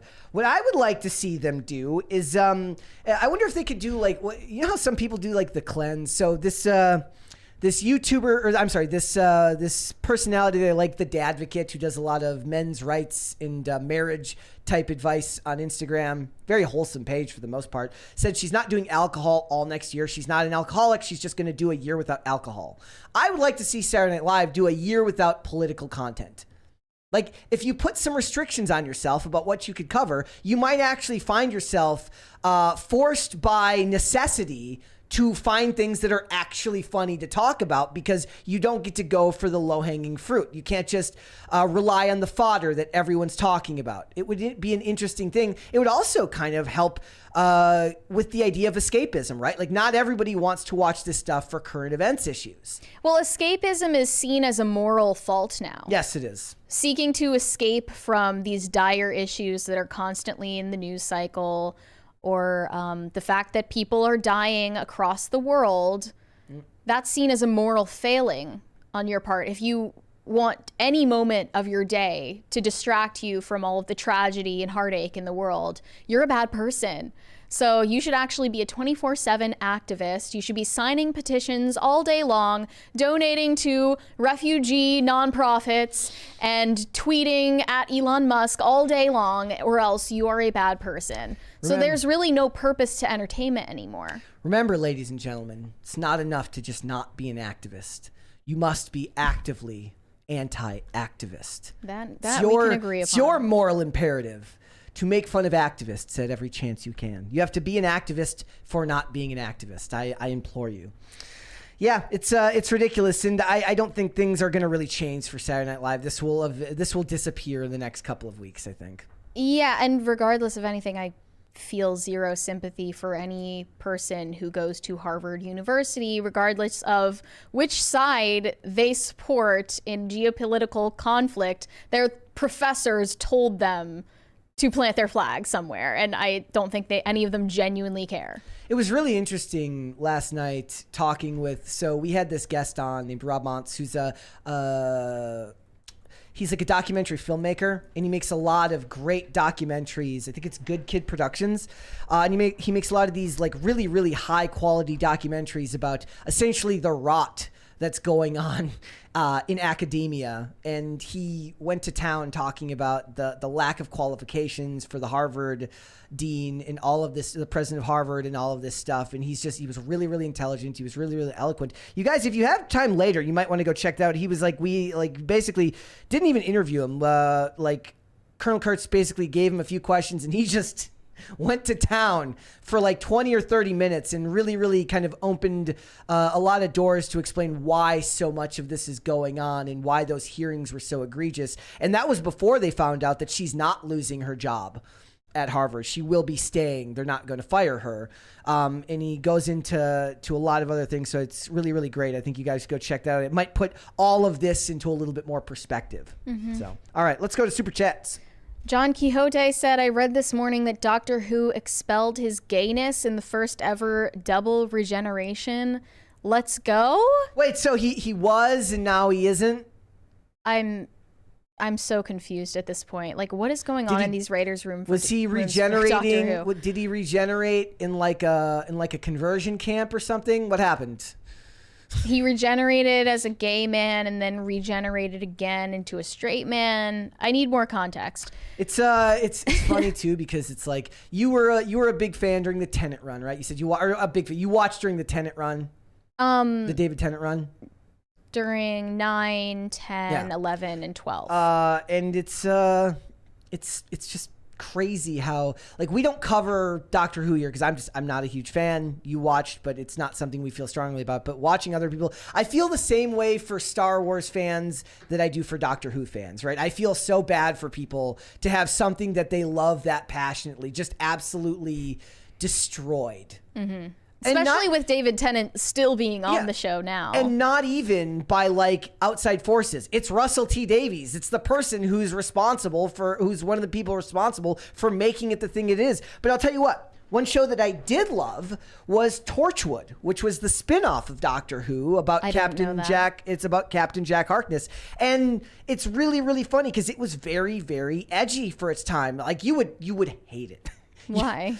There is there's a lot of sexual storylines that I don't think that you would like, and there's a lot of, it's really, really like I liked it at the time. I don't hate it now. It was very, very interesting. There are some great philosophical and moral questions that are raised about the show. Transhumanism comes up in the process of the topic a lot. And the nature of the species and stuff like that. But it was such a unique thing at the time that now I don't think it would have the same ring to it that it did back in 2006 or whatever it was, whatever year it was when it came out. So I feel for the Doctor Who fans. I really do. Yeah. Shane H. Wilder said, Mary combining Ozempic and O'Reilly's Auto Parts jingle just broke me and I don't know why. Send a priest. I'm dying over here. LMFAO. Somebody says, did you say Touchwood? No, Torchwood is the name of the show. It's an anagram. Spells out Doctor Who. Oh. Yeah. Okay. Derpwing Duck said, favorite intimacy scene, the film Excalibur from 1980. I don't know how to pronounce this. Uther got with Igraine and didn't take off his plate armor. She was topless, though. Keep your plate armor. The plate armor stays on during sex, he says, is what you're saying. Shane H. Wilder. Let's hold off. Do one more. Okay, Shane H. Wilder said, I tried watching a film with my mom over Thanksgiving and it went into a sex scene. I don't want to see that by myself and certainly not with my mom. What film was it? Yeah, I mean, they never warn you with these things. Nope, so you have to like go on IMDb and check. Or get that app. Or get the app. What's the app that removes them? Didn't you I forget what it's called now. It was started by Angel Studios, wasn't it? What if you like tried to put it in like a porno and like it only shows you the bad acting before and after? I don't think it works for that. It works for like Netflix and stuff. Let's hold off on the rest. Let's come back after the fact. Yeah. Mary, tell us what's going on with Shane Dawson. Yeah, so the topic of surrogacy, and specifically surrogacy from celebrities, came up last week when we talked about Paris Hilton and that scene of her show where she changed her son's diaper for the first time when he's already a month old, and we found out that she procured her son via a surrogate. So now we have another example of that, and it's from the YouTube space. So YouTuber Shane Dawson, who was notoriously canceled back in 2020, has now posted about welcoming 2 twin boys via surrogate. And obviously, given that he is in a gay relationship, they only had options of surrogacy and adoption if they wanted to have kids. I find it incredibly suspect that he didn't adopt. However, given his background and controversies and suspicious past remarks, specifically about joking about pedophilia and zoophilia, I don't think that any adoption agency would have accepted him. After doing just basic research on his reputation, they would have found these things. So Pop Crave posted, YouTuber Shane Dawson and Ryland Adams have welcomed twin boys via surrogate.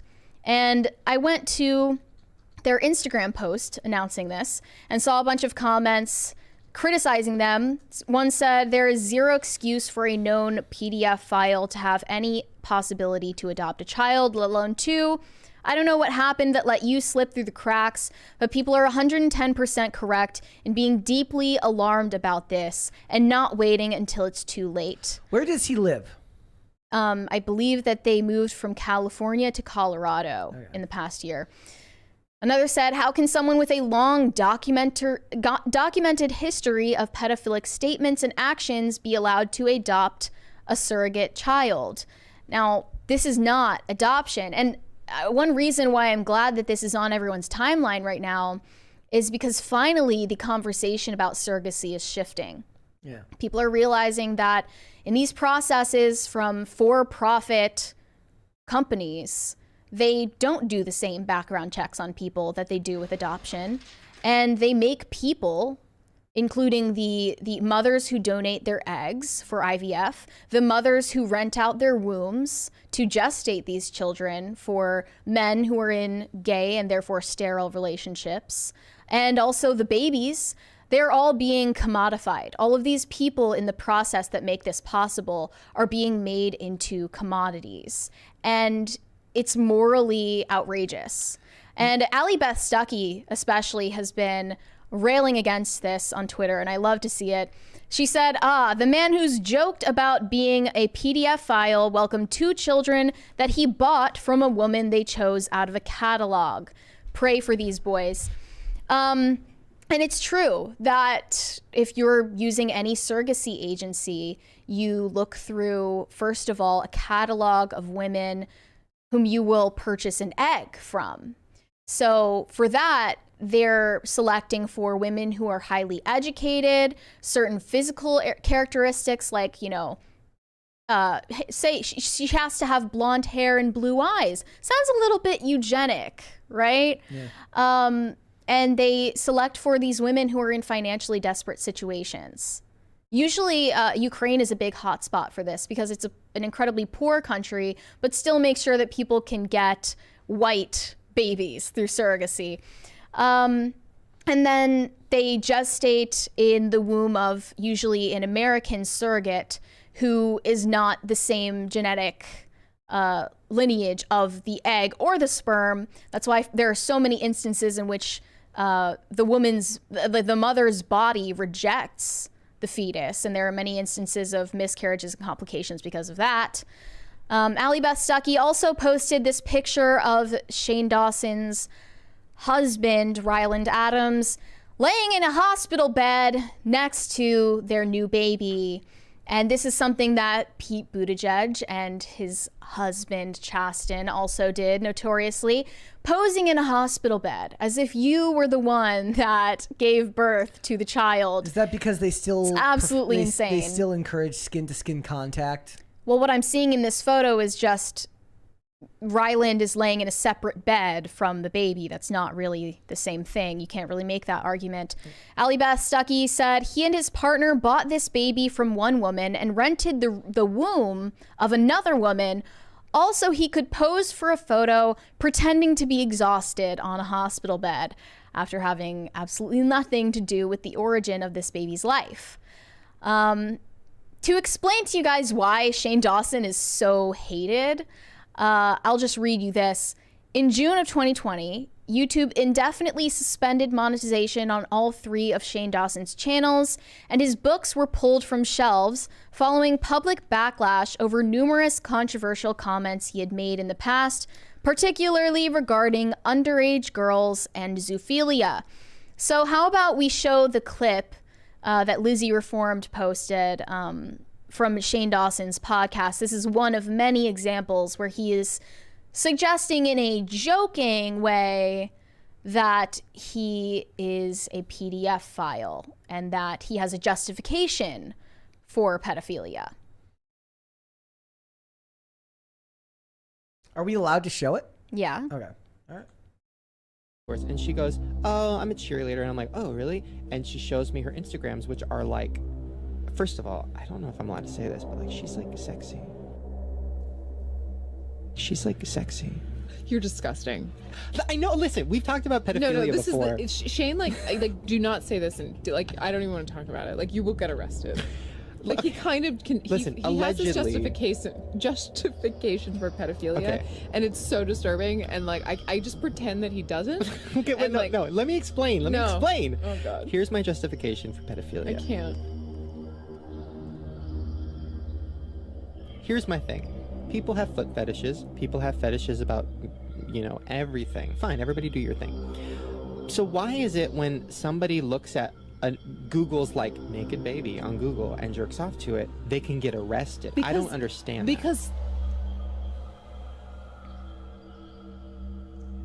When was this from? I believe in around 2016. Here's the worst part of it. I actually went to Google and I'm like, I don't want to see. You could get arrested. I know, but I just wanted to see, like, okay, let me pretend like I'm a pedophile for a sec.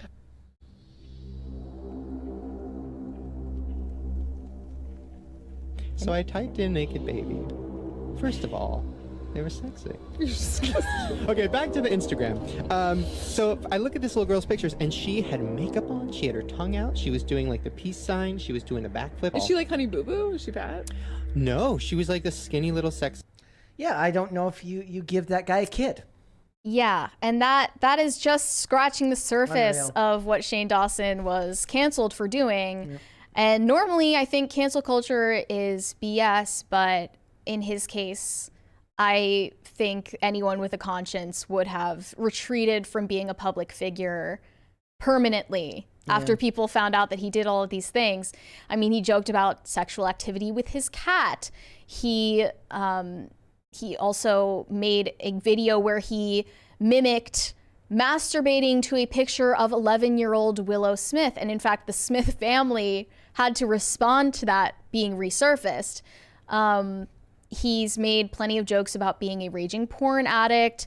And also his quote-unquote husband, Ryland Adams, has this really disturbing penchant for cross-dressing at every opportunity. And if you pull up his Instagram, you'll see like half of his photos are of him cross-dressing. And one of those instances was back in, I believe, 2016 or 2017. This was back when Bad Baby, if you remember her, Danielle Bregoli, was 13 years old when she was first coming onto the scene. And Ryland dressed up as Bad Baby in this provocative costume with a crop top and prosthetic breasts. And Shane said to Ryland, "Don't you think this is a little creepy? I mean, she's 13. And Ryland said, "I mean, she doesn't look 13. Have you seen her jogs?" And then he said, "Let's just pretend I'm 18. And he proceeded to do all these provocative dances, making sexually suggestive jokes. And at the time, you'd wonder why so many people excused this and looked past it for so long. But at the time, like, his audience was mainly teenagers who probably wouldn't know better and thought he was just being edgy. And also, he was on the top of the YouTube food chain. So he really could get away with whatever he wanted until in 2020 when this all was brought to light. And yes, the fact that he didn't go through the route of adoption is telling. I think any adoption agency doing a background check on this guy would immediately reject him. I was wondering about that, about what that, so I looked it up and it says all of the criteria for it looks like it's legal.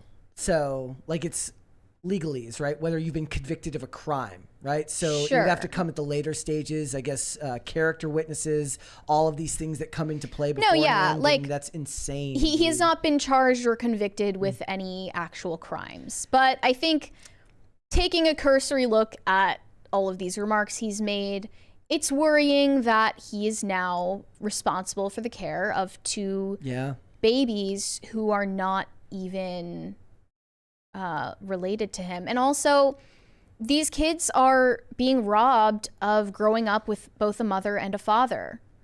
And I think that that in itself is wrong. And I also, I don't support surrogacy when it's a homosexual couple going about it, but also I oppose surrogacy when it's a heterosexual couple that happens to be infertile, or they're just electing for their own comfort and the luxury to not naturally conceive a child. I oppose both. And if I personally were in the situation where my only options for having children were surrogacy or adoption, I would either adopt or just accept that for my life and God's will for my life, that kids were not going to be part of it. And I don't understand why we're celebrating the selfish whims of public figures who want to, I mean, even just posting this picture with their faces showing, putting their full legal names out there, getting all of this clout off of documenting and vlogging the whole surrogacy IVF journey. They're narcissists. Yeah. And I'm really happy to see that on all sides of the political spectrum, people are united in being alarmed and worried about Shane Dawson having children, whether it's because of ethical concerns about surrogacy. I've seen a lot more people changing their mind about this because it's such a clear commodification of women's bodies. And in an age where we're supposed to be advocating for women's rights, this is suspiciously off the table for discussion. So I'm really glad that this is being brought to the forefront and people are starting to ask questions like, should we really be playing God in a process that is supposed to be natural? And it obviously has deeper ethical implications and complications that are gonna need to be reckoned with as we go into the future. But what would you say about it? I don't have strong feelings on all of the ethical concerns of what you just said, but for him, yes. For what I just watched, given the video and stuff like that, given the type of things that, like, saying stuff like that could get you disqualified from having a job, I imagine that it would also disqualify you from being able to have a child through means like that, right? It's just watching stuff like that makes my skin crawl. That's my take. Watching that stuff made my skin crawl. Yeah. Last week, from our discussion about Paris Hilton and her choosing to use a surrogate for her children, Libby, who was on the show with us, gave a really good explanation of why it's absolutely anti-feminist to support renting the wombs of women and purchasing their eggs, so that rich people essentially can enjoy the luxury of not gestating and caring for their own children. So if you haven't seen that YouTube short we posted yet, you should watch it, because I was in full agreement with her, and I felt like I was on an island on that issue for a long time because people just weren't talking about it. But now more and more celebrities and now YouTubers are electing for surrogacy when they have really no justification to do so. And I think it needs to be called out. Yeah, that always kind of is crazy to me. That one in particular, when you see that celebrities who can have children choose to do it because it's safer for their body to do that so that they can basically stay camera ready for a longer period of time, is definitely an unsettling trend that we're seeing in the world these days. It's funny because I watch old episodes of TV shows like The X-Files, which addressed concepts of essentially eugenics early in the show, and had a negative ring to it, right? It had a negative connotation in those early episodes, especially the episode Eve. I think I mentioned that during that episode that we were on. And it's just so foreign to me because I don't have any kids, but I watch stuff like this. And even a person as neutral as me on a lot of things, you can watch a video like the one we just watched, which I don't even know we were allowed to show on here. I saw other people have at least portions of that played when discussing this topic of what he said in that segment, right? Mm-hmm. Not knowing whether that can be played. I don't know if somebody in the comments can let us know, would the fact that he doesn't have any actual convictions prevent him from having a kid through adoption? I don't know. I don't know if the fact that all of this stuff is secondhand, it's not legal. Can they use that as grounds to dismiss his ability to have kids? Because he's financially viable and he has no legal convictions that would prevent him from doing so. But there's a gap between legal and moral. Right. I think that it's just horrendous that there are so many parents or potential parents who would jump at the opportunity to adopt a baby and are denied the opportunity to do so because maybe they have like one arrest on their record from like decades ago, or they're not exorbitantly wealthy. Like, that's wrong. In the chats, no mandates, not a Fed, says they can deny on standing. So, for any reason, let's hope that they can that they should be able to deny for something like that. I don't think like not having a conviction should make you entitled to adopt a child. And okay, so John Barrett says he probably would just say he was playing his part as an entertainer. That's what I was talking about. So I had no background. I didn't watch Shane Dawson. Obviously, I know who he is secondhand because other people talk about him, right? But I didn't have any context as to what he was like as a YouTuber in any way. So there is a gap there when I talk about this because I don't know. I didn't watch any of his content, but it seems like something that somebody like him could say very easily. Like, look, I was being edgy. It was 2016. It was a different time. And whether he's being real or not, whether he's lying or not, a lot of people would buy that because it was a different time. And that's scary too, because it could hide a more nefarious nature if it wasn't just that. We don't know. Mm-hmm. Yeah, a lot of people accepted that explanation because they have a weird parasocial connection to him, and they'll kind of just excuse anything he does or says. Yeah. But let's go on into some super chats. High Voltage 75 said, Brett, you only drink Pepsi because of Wayne's World. Is that true? I think it was more nature than my mom liked Pepsi, so I probably drank Pepsi because my mom, that's what we had in the house. Yeah. Yeah. I never liked soda, so I don't have any And it's preference. the choice of a new generation. That's what he says in the movie. Bucky Ducky said, L take, free market means you have to take responsibility for who you give money to. We the people choose what companies grow and which ones die. Mary, what's your thoughts on this? He's talking about us talking about boycotts earlier. What's your thoughts on this? All I know is that me never shopping at Target again or buying a Starbucks drink again for the rest of my life has effectively zero effect on whether they sink or swim. That's why I say, for the most part, boycotts don't work, or the ones that do work only work in the temporary period of time. Yeah, we'll have to see what the outcome is for Bud Light down the line, right? We'll have to see what the outcome is for that. But look, if Dana White and Kid Rock, specifically Kid Rock, who made that video shooting Bud Light cans, are willing to come around for the right price, I don't think there's any reason to believe Bud Light is going to fail because of a boycott that lasted a few months. In the chat, I've been slandered. BC says he drinks Pepsi because of the Jenner girl. Oh yeah, Kendall Jenner's protest commercial. I'm offended, but I don't drink it at all anymore. I'm over a week without any soda. It'll be 2 weeks on Friday, so nice. I'm doing well.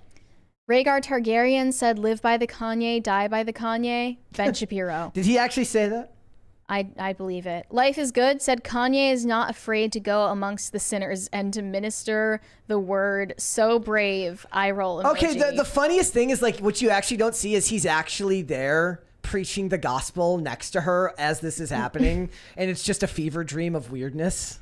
It's such a pet peeve of mine when people say, like, yeah, Jesus was best friends with prostitutes, as if, like, you're totally erasing the entire message of Jesus's life, which is that he was calling them to repentance. No. I don't think that he was besties with unrepentant prostitutes. Urashima Otaru said, "War on Christmas has been going on since communism." Well, we'll fight on, ladies and gentlemen. We'll fight on. All right, let's hold off on the rest and we'll come back after the fact. Let's get a second crisis party, ladies and gentlemen. Also, Mary, tell us what's going on with Selena Gomez, who just seems to be fighting with her fans. Yeah, it was a call heard around the world.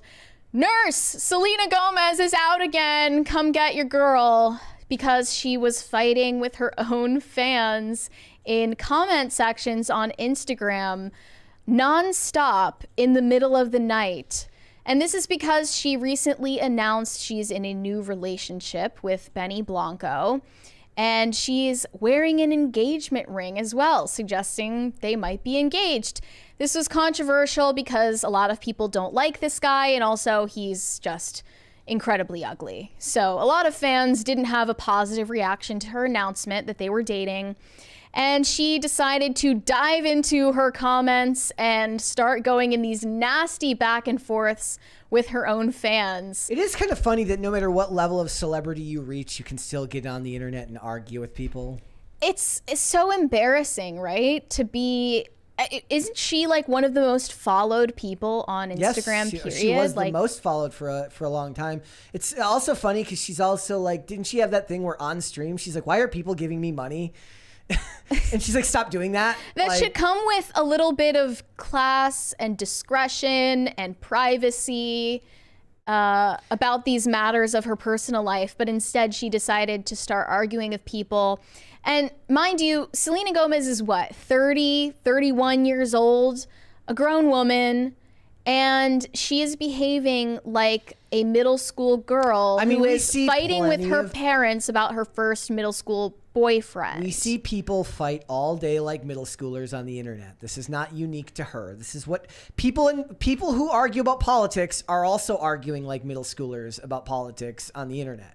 Well, true, but this isn't even about politics. This is just, I want millions of people to affirm my relationship and my boyfriend, and I'm a woman in her 30s who should probably know better.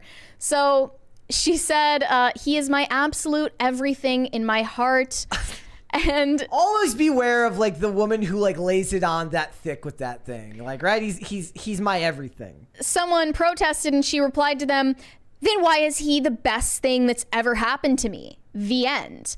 She also said, he's still better than anyone I've ever been with. Facts. Yeah. So she's trying to throw shade at Justin Bieber once again, who she's clearly obsessed with. And she also replied to another fan saying, I don't understand. If you actually care about me, this is my happiest. If you don't, feel free to say whatever you want, but I will never allow your words to guide my life, ever. I'm done. If you can't accept me at my happiest, then don't be in my life at all. Lady, your Instagram followers aren't in your life anyways.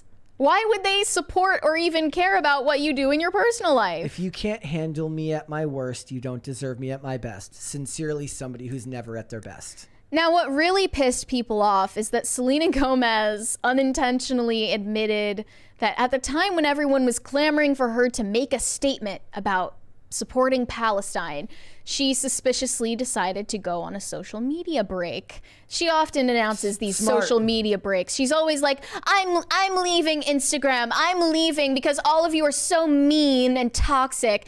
And then she comes back like an hour later.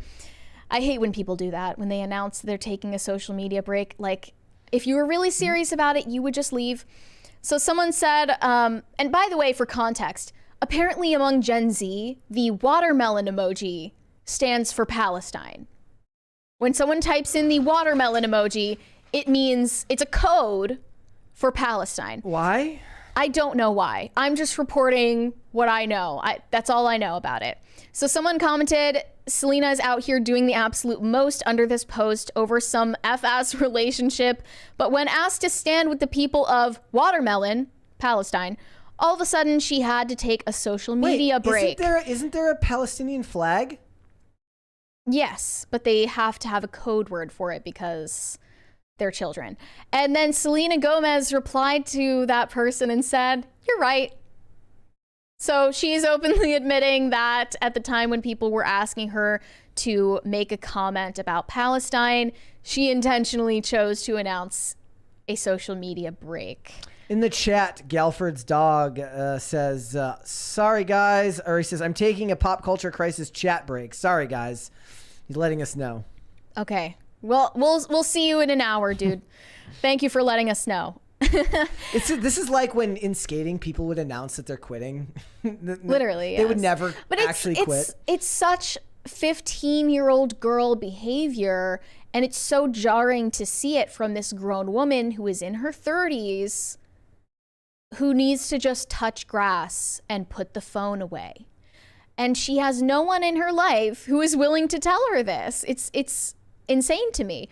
And then she made this public outing where she was flashing an engagement ring at the camera, at the paparazzi. She's openly putting her left hand next to her face to show that she's wearing an engagement ring.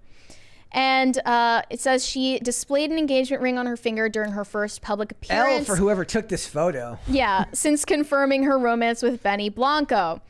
And then they zoomed in a little bit and saw that this is actually an engagement ring he bought her for $5 on Shein, the fast fashion website. This was made in China, folks. And she is a woman with a net worth of over $1 billion. She's wearing an engagement, yes. And she's wearing an engagement ring from Shein. She might be the most like... It's like the most like tumultuous billionaire ever. Like it's the saddest billionaire I've ever heard. There's just never any happy stories about her. She's always depressed. It's always about her look. Like that's okay. I'm losing my mind. She's constantly complaining about people harassing her and bullying her and talking about people attacking her. It's textbook narcissistic cluster B woman behavior. And someone who is frozen in time at the age they were as a child star. I mean, maybe she wanted a $5. Isn't going to act like she's any more mature than a 15-year-old. Maybe maybe the reason she's a billionaire is because she's good with money and she's like, don't buy me an expensive ring. Buy me a $5 ring and we'll both be billionaires. I think the reason she's a billionaire is because she like made a makeup line and, you know, she kind of stopped making music. But it's all very confusing because Selena Gomez's whole brand, for some reason, she's made a whole personality trait out of being single. For years now, it's just been her whole personality. She first released this single, pun intended, titled Single Soon, just this year. She's selling merch on her website for Christmas that say, single all the way. Yeah, and posts a TikTok saying, guess who has a boyfriend? Not me, bitch. You'll stay safe out there. She makes a whole personality trait out of not having a boyfriend. And then all of a sudden when she does, you better get on the bandwagon and support it, because she has no actual friends or family who can support her in her life, clearly. And when these child stars go down the train wreck pipeline, it's just a really sad thing to see. I like this comment in the chat. Hunter Biden's dealer says her persona is recovering from Bieber. Literally, yeah. Like, she clearly is stuck at the age that she was when they were dating, when she was just a teenager. It's actually kind of a testament to her success that you can be that emotionally tumultuous, but also that successful at the same time. You can be so unhinged. It's almost like you it's almost like you like frazzled and walk into somehow into $1 billion, but clearly that's not what it is. It takes more business acumen than that. She's a whole business. Yeah, she's a whole business. And just last year, I believe, she put out a documentary titled My Mind and Me. And this was a huge deal because in this documentary, it was filmed over 6 years, and it's a tell-all visual memoir of her going through the throes of the spotlight and having mental health crises and going through losing friends, breaking up with boyfriends, and, you know, all of the mental pressures, and her getting diagnosed with bipolar disorder and finally seeking treatment for that. So it is publicly confirmed that Selena Gomez has bipolar disorder, and what all of this behavior reeks of is a manic episode, which is symptomatic of her condition, which she's very open about. And someone tweeted, I believe this is even a fan account of hers, it says, everyone seems to forget that when Selena went into a steroid-induced psychosis in 2018, she was gone for months, didn't trust anyone, has no memory of it, and had to even relearn words. I know we're all laughing right now, but the reality of her situation is very sad and scary. So she does have a history of going into a state of psychosis. If anything, this reeks of someone going through a mental breakdown. That's just depressing and sad to me. Like to be like to have to be a celebrity and live your worst moments in the spotlight is not something I would wish on anyone. But my sympathy wanes when, yes, you're living your worst moments in the spotlight, but you're selling your worst moments as a product in a documentary, and in your whole brand, your whole public persona is about your body image issues and your mental health diagnoses and all of the psychiatric drugs you're taking, and you're, it works for women. Branding yourself as being single and lonely and a cat lady in your 30s. These things work for women because women want to engage with this type of content. It really, really does. I don't think this works for dudes. A guy isn't going to be, I mean, maybe there are a couple, but I don't think there's many men that could make a brand the same way out of such tumultuous personal problem. Maybe I'm wrong. Maybe I'm just not thinking of examples off the top of my head. But even if it happens, it would be women that it connects with, not men. Well, it's because men don't have the impulse to publicize their lowest moments and their weaknesses. It's why women taking. I mean, men have this concept of having pride, right? It's why women posting their L's is such a fascinating thing to me. The Instagram or the TikTok account or whatever, right? Is like men inherently. It feels like just. They're not going to put that out there because pride is important to men, and appearing stable and appearing in good standing is important to men. Like, I'm not someone who's going to want, like, I share struggles that I've worked to overcome. That's not the same thing as like sharing something unbelievably humiliating that just happened, and then wondering why everyone's laughing at you when you do. Well, that's why nobody knew that Jonathan Majors was in a tumultuous, toxic relationship back in 2022. Yeah. He didn't decide to post his L's or publicize it in any way, that his personal life was an absolute fucking mess. Women, for some reason, like to commiserate with each other on public platforms where it's totally inappropriate to do so. Yeah. And Selena Gomez has gone beyond posting her L's. This is posting and calling the paparazzi to sell pictures of your manic episode. It's seriously sick behavior. And I don't feel all that bad for her when she's openly branding herself and monetizing her mental health struggles. Well, then maybe she doesn't need you to feel bad for her. She just needs you to engage with her content. She just needs me to support her relationship because reasons. Who should she be with then? I think that she needs to step out of the public eye, but she's never going to do that. To be honest, it's so confusing to me, because if I had a net worth of over $1 billion, I would be out of here. I would be living on a private island somewhere, not Little St. James. I would be living my life in private harmony, not looking at the internet, not paying attention to the news cycle, not making public appearances with celebrity friends.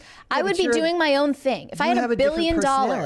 You have a vastly different personality than her. You are a more inherently private person than she is. She seems to get a lot of gratification from that engagement and that support that comes from engaging with the people. And that's adulation, right? It's not even friends. It's fans, and you don't get that same gratification that she does from those types of, well, I don't even know what the term would be, like parasocial interactions, right? Mm-hmm. Like she seems to thrive on it, even though it doesn't seem to help her mentally, whereas you don't seem to engage with it because it doesn't interest you. So you just have a different personality, it seems, structurally than her. So how you would spend $1 billion and how she would spend $1 billion are vastly different. Yeah. I mean, she's obviously a very mentally and emotionally fraught person. Also, you weren't raised... She was a Disney kid, right? So you weren't... She actually started on Barney and Friends. God, well, that's why. When she was very That's why young. She was traumatized by a giant purple dinosaur. Obviously. It's Barney's fault. It's Barney's fault that this is all going on. She was actually wearing the B initial engagement ring for Barney. Whatever happened to that remake? She's engaged Barney. Whatever happened to that Barney remake? Oh, I remember when we talked about that. The Barney remake. I wonder if that's still going on. Like, yeah, I just think that, you know, raising somebody, you were raised so differently than she was that it's almost a non-starter how you or I would spend $1 billion, because most celebrities in that space who do crave and desire that attention that comes from the people that support them, they wouldn't be able to live without it.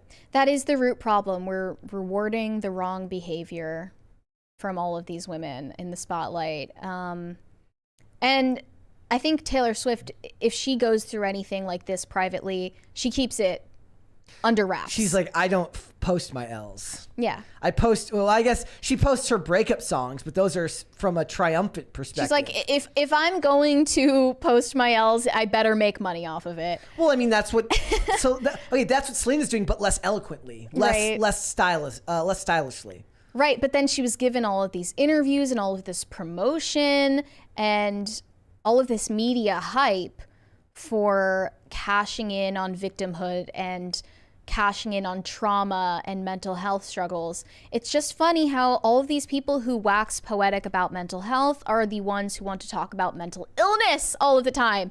They don't want to talk about mental health and model ways that are healthy for us to live and not go insane.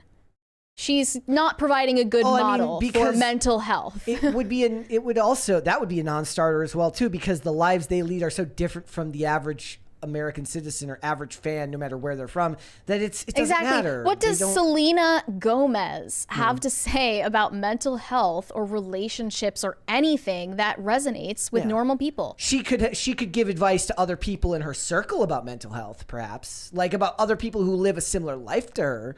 But it's very hard to take advice from someone who lives such a different existence than you, that when you're watching it, it's why so much of the content that's in that sphere is really more about entertainment than actual wellness, right? Like, what does you or I watching Selena Gomez talk about mental health actually do for us?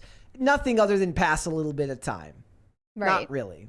So. Well, let's go to Super Chats. Yes, and let's get a second crisis party, please. Not that John Stewart said all jobs are the same and should be paid equally. Sounds like some communist gobbledygook. Yes, it does. Yes. Pat the plumber said just a little binger to brighten your day. Thank you. What is that? He also said this is a skit I wanted for Cringe of the Day yesterday. Yeah, it was cringe. It was not even cringe. I just felt like emptiness and dread watching SNL.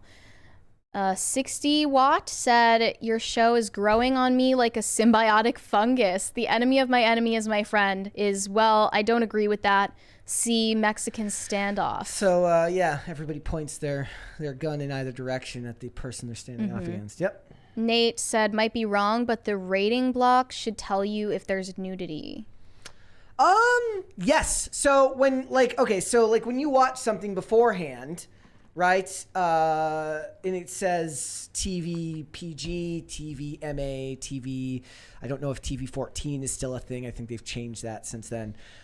It should say L, which is language, N for nudity, V for violence, and there's letters that indicate whether it features any of it. Also, another one that's good is if you go to IMDb, it will list all of the various things that could be construed as any type of offensive, and then it gives it a color for where it rates on that scale. Mm-hmm. So like green means not much at all, then there's yellow, and then red if it's particularly egregious for that level. And that's for nudity, violence, language, those types of things.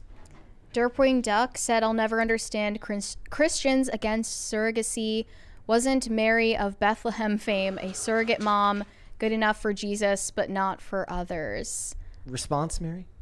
Sounds like it's a joke and not a serious argument, so I will take it as such. Yep.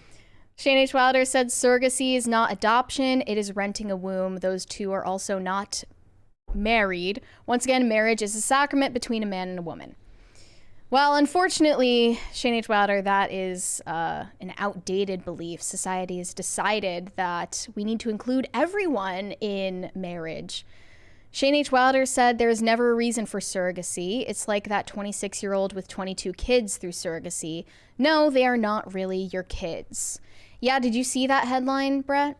What? About there was this chick who was like 26 years old and had 22 babies. Damn. They were all babies, by the way. And everyone was like, is this trad? And I was like, let's do the math. Did she get pregnant with 22 babies at 26 years old? No. They hired women to gestate all of their babies for them. And her husband is in prison. So there's that. Bucky Ducky said, you alone are small, but change starts with the individual. If everyone understood the power they had over companies, boycotts would work. We choose. Yes, but here's the thing. That's a tad naively idealistic. I applaud the idealism of the notion, and I believe that everyone should fight for the things that they want to fight for. I choose pragmatism most of the time over those things. And I understand that's not going to win me a whole ton of fans in this space, because a lot of the times in this space, what they want is that fervent desire to change the culture in every single way, right? And one of those ones that especially Tim talks a lot about is boycott. And maybe I'm just less gung-ho about all of this stuff. But for me, I choose in a lot of ways, I just choose the pragmatic method for myself. But also, I'm the one who gets called a milquetoast fence sitter all the time. I got called neutral a bunch of times. You're woke adjacent. So I'm woke adjacent. So I guess you can't complain. You can complain about me, but I'm being ideologically consistent. Well, everyone understands that cultural change would happen if everyone banded together in a certain direction. Yet that never happens, or almost never happens. That is, I guess, the point that we're trying to make. And I think there's a difference between boycotting a corporation that has significant control and simply choosing to support an alternative of a company that you align with on certain values. This does not mean I don't think you shouldn't go and check out Squarespace and look for brands that you mean follow. what did I say? Squarespace. Yeah, I was talking to somebody about Squarespace the other night because they were creating a website. Go check out Public Square and find companies that align with your values, right? A lot. But to me, like I think about this stuff and I'm like, every brand, right? Go find a cell phone brand that aligns with your values, because then you're a hypocrite. Like, then we're all hypocrites all the time. Find a cell phone brand that doesn't mind using slave labor, or you're a hypocrite. Drive a car that doesn't, like, there's endless places where these things can be put into place. It just feels like with Mary, when she mentions the cart hypocrisy, like that we've talked about so many times, you choose the topics that you're upset about based on what is popular today. For the last year, it's been Bud Light. Before there, and then there was Target and all of these things. And there's brands over and over again. And I get it. And I think that you should do that if that aligns with your values. But to me, I just choose pragmatism over that, because, like, look, unless I'm willing to not use this cell phone, which has parts that are mined with child labor, I'm not going to boycott for similar ideological reasons, because it's not really ideologically consistent. I don't know. Yeah. One stand I am willing to take, though, is I'm not subscribing to streaming services, period. And I have ended the poll, ladies and gentlemen. They thought I would forget. I did not. I said, is there a war on Christmas? 78% of you say yes. In fact, there is a war on Christmas. And 21% say no. So there were actually some people that say that. Good. That's awesome. People agree to disagree on this. And guys, let's get that second crisis party. Joe Watland, reward my lukewarmness. They called me lukewarm. Reward my lukewarmness, I say. Joe Watland said, "Props to the pop. Let's go." I don't know what the pop is. Okay. Or also, like, think about about all of the problems people have with Google. Right? Try de-Googling your phone. It's so it's impossible, right? Or it's not impossible. It's very, very, very difficult. No, it doesn't have to be. You pick your battles. It doesn't have to be in, and I saw Rhaegar Targaryen says it doesn't have to be an all or nothing thing, right? Yes, I agree. But like, that means that you're saying that I should boycott Bud Light. Well, guess what? I don't drink, so I'm automatically boycotting Bud Light. I go to Target once a month, if that, or once every couple of months. And before this year, hadn't been there in a couple of years. So like, what else should I boycott? Maybe that's what we should do. We should do an episode where we go around and we look for things to boycott. What could we boycott? I bet you, look, we have Canon cameras. I bet you Canon has done some egregious things in the past with how their cameras are assembled. Right? I'm sure. No. Who made this fake money? Yeah, there is no corporation that won't be caught red-handed doing something egregiously wrong. Hiroshima Otaru said likely watermelon equals flag colors, red, white, black, and green. Oh, the Palestinian flag has all the, okay. Yep. Well, thank you for decoding the Zoomer speak for us. Thank you so much for that. Yeah, I don't know what these kids are doing on TikTok. Joe Watland said, awesome nails, Mary. Thank you. Shane H. Wilder said, I will be on a PCC break until tomorrow, LOL. Thanks for letting us know. DC&C said, having pride is different from the fear of being shamed. Men not sharing their L's is a little from column A, a little from column B. Yeah, for me, a lot of it is like, look, everybody's ego is liable to be bruised, right? And you avoid that if you can. I probably do that more than a lot, right? Like, I'd like to think that I actually probably am more, I'm a pretty self-conscious person. So actually doing this job can be kind of torture sometimes. Because look, people are judging me right now for my position on... Well, your opinions aren't things that are personal to you as much as, like things that you keep private. But like, I think that women who are posting their L's, they need to realize that if you show vulnerability in your interpersonal relationships, you will find reward in that. Yeah. But if you are vulnerable to a self-destructive point on social media, that will destroy you. Like that, we need to stop rewarding vulnerability on social media. Point blank, period.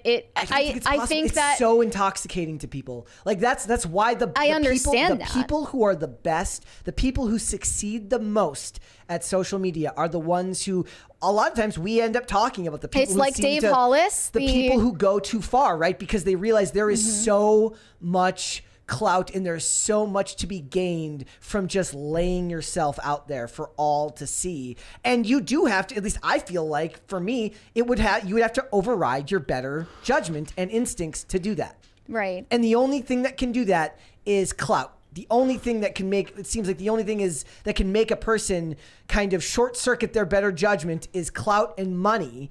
And people pay a premium for the feeling that they're being shown the most vulnerable side of a person. Right? Even when I share with you guys the things that have happened to me, I am sharing it with you from a place where this is something I have been through, worked through, and what I would judge as overcome for the most part, right? It's a day-to-day process, but I've reached the other side of that. That's very different from if I was still in the worst aspects of myself. If I was still doing drugs every day, all effed up, and coming on here and talking about doing it while it's happening. That's not the same thing, right? There are a litany of things that I will never share with because they are things that I have felt shame about, that I've had to work through, and they're not for you. They're for me to work through personally, and with whoever and whenever it happened, it's about that. It's about interpersonal reaction between you and either another person or you and yourself. It's not for public consumption, and there is a weird obsession with taking things that were not inherently meant to be publicly displayed and making them public. Right. DCNC said, white pill, please. More Chet Hanks. I saw him. They want the Chet formation. Everybody loves Chet. We could have made him cringe the other day, but we didn't. He gets a pass because he's provided us with so many great Chet formations that we have to also give him a pass because everyone's going to be cringe every once in a while. Taking yourself out on a date as a guy is just a little bit of cringe. Your local wizard said, Brett, it is I, Kim V. Twin, the dog was found.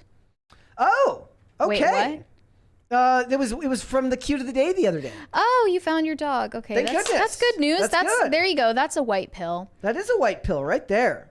DCNC said, who's Luke? More like Brett Worm. I like it. We'll just completely... Brett Worm.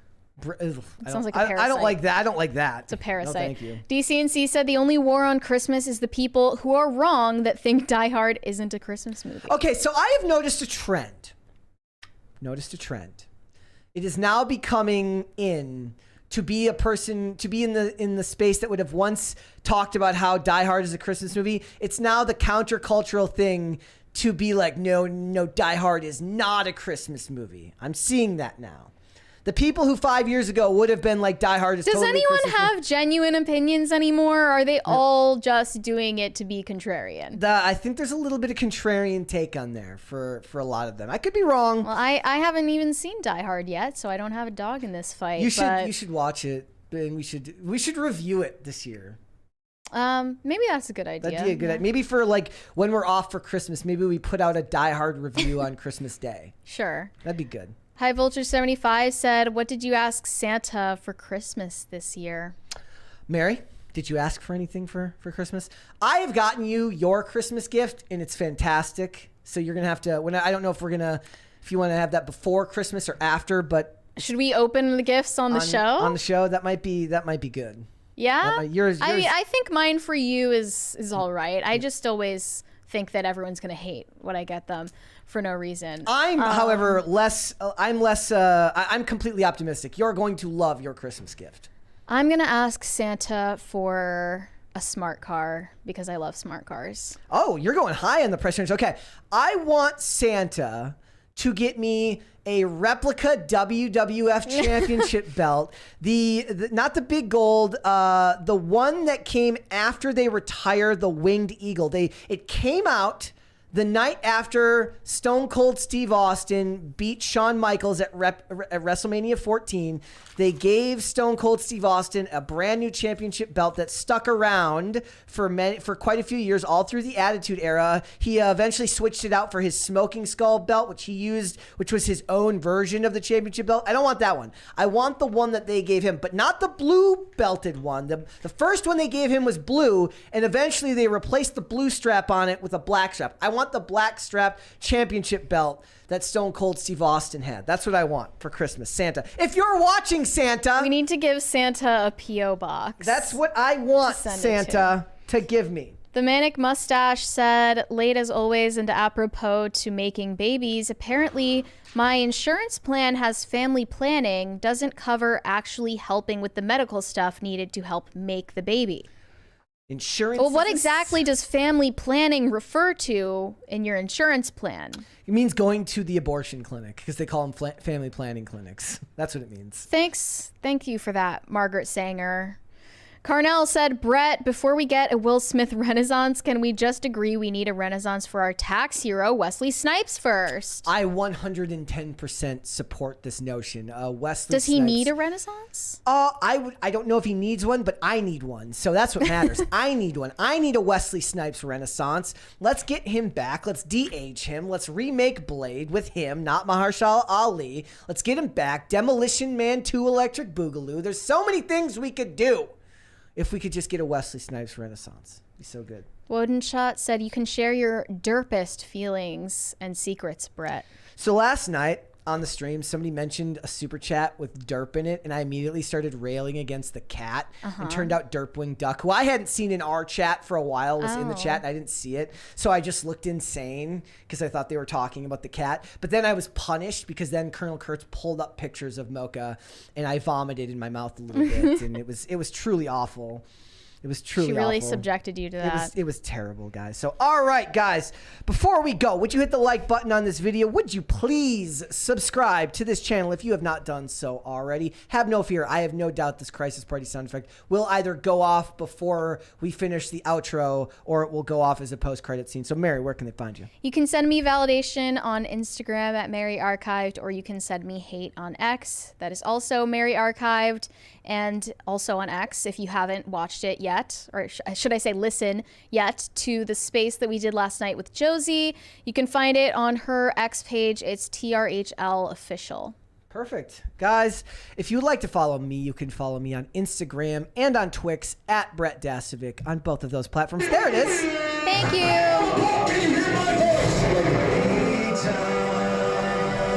I'm a punk rock. What does that mean? Like he's a rock He that's says, punk? I am a punk. Can you hear my voice? Okay. What do you think that means? I wish I knew. I wish that Ian was here so we could ask him. It would be, you know, it'd be a great thing to create would be like an Ian Crossland AI. Oh my gosh. Just called Crossland. It would just be reverse the I and the A in his name. AI and Crossland. AI and that would be great. We got one more super chat here from Derpwing Ducks. Simon Phoenix was frozen in nitrogen and shattered, Brett. How the holy hell do you plan to write him into Demolition Man 2? Evil twin brother. Duh.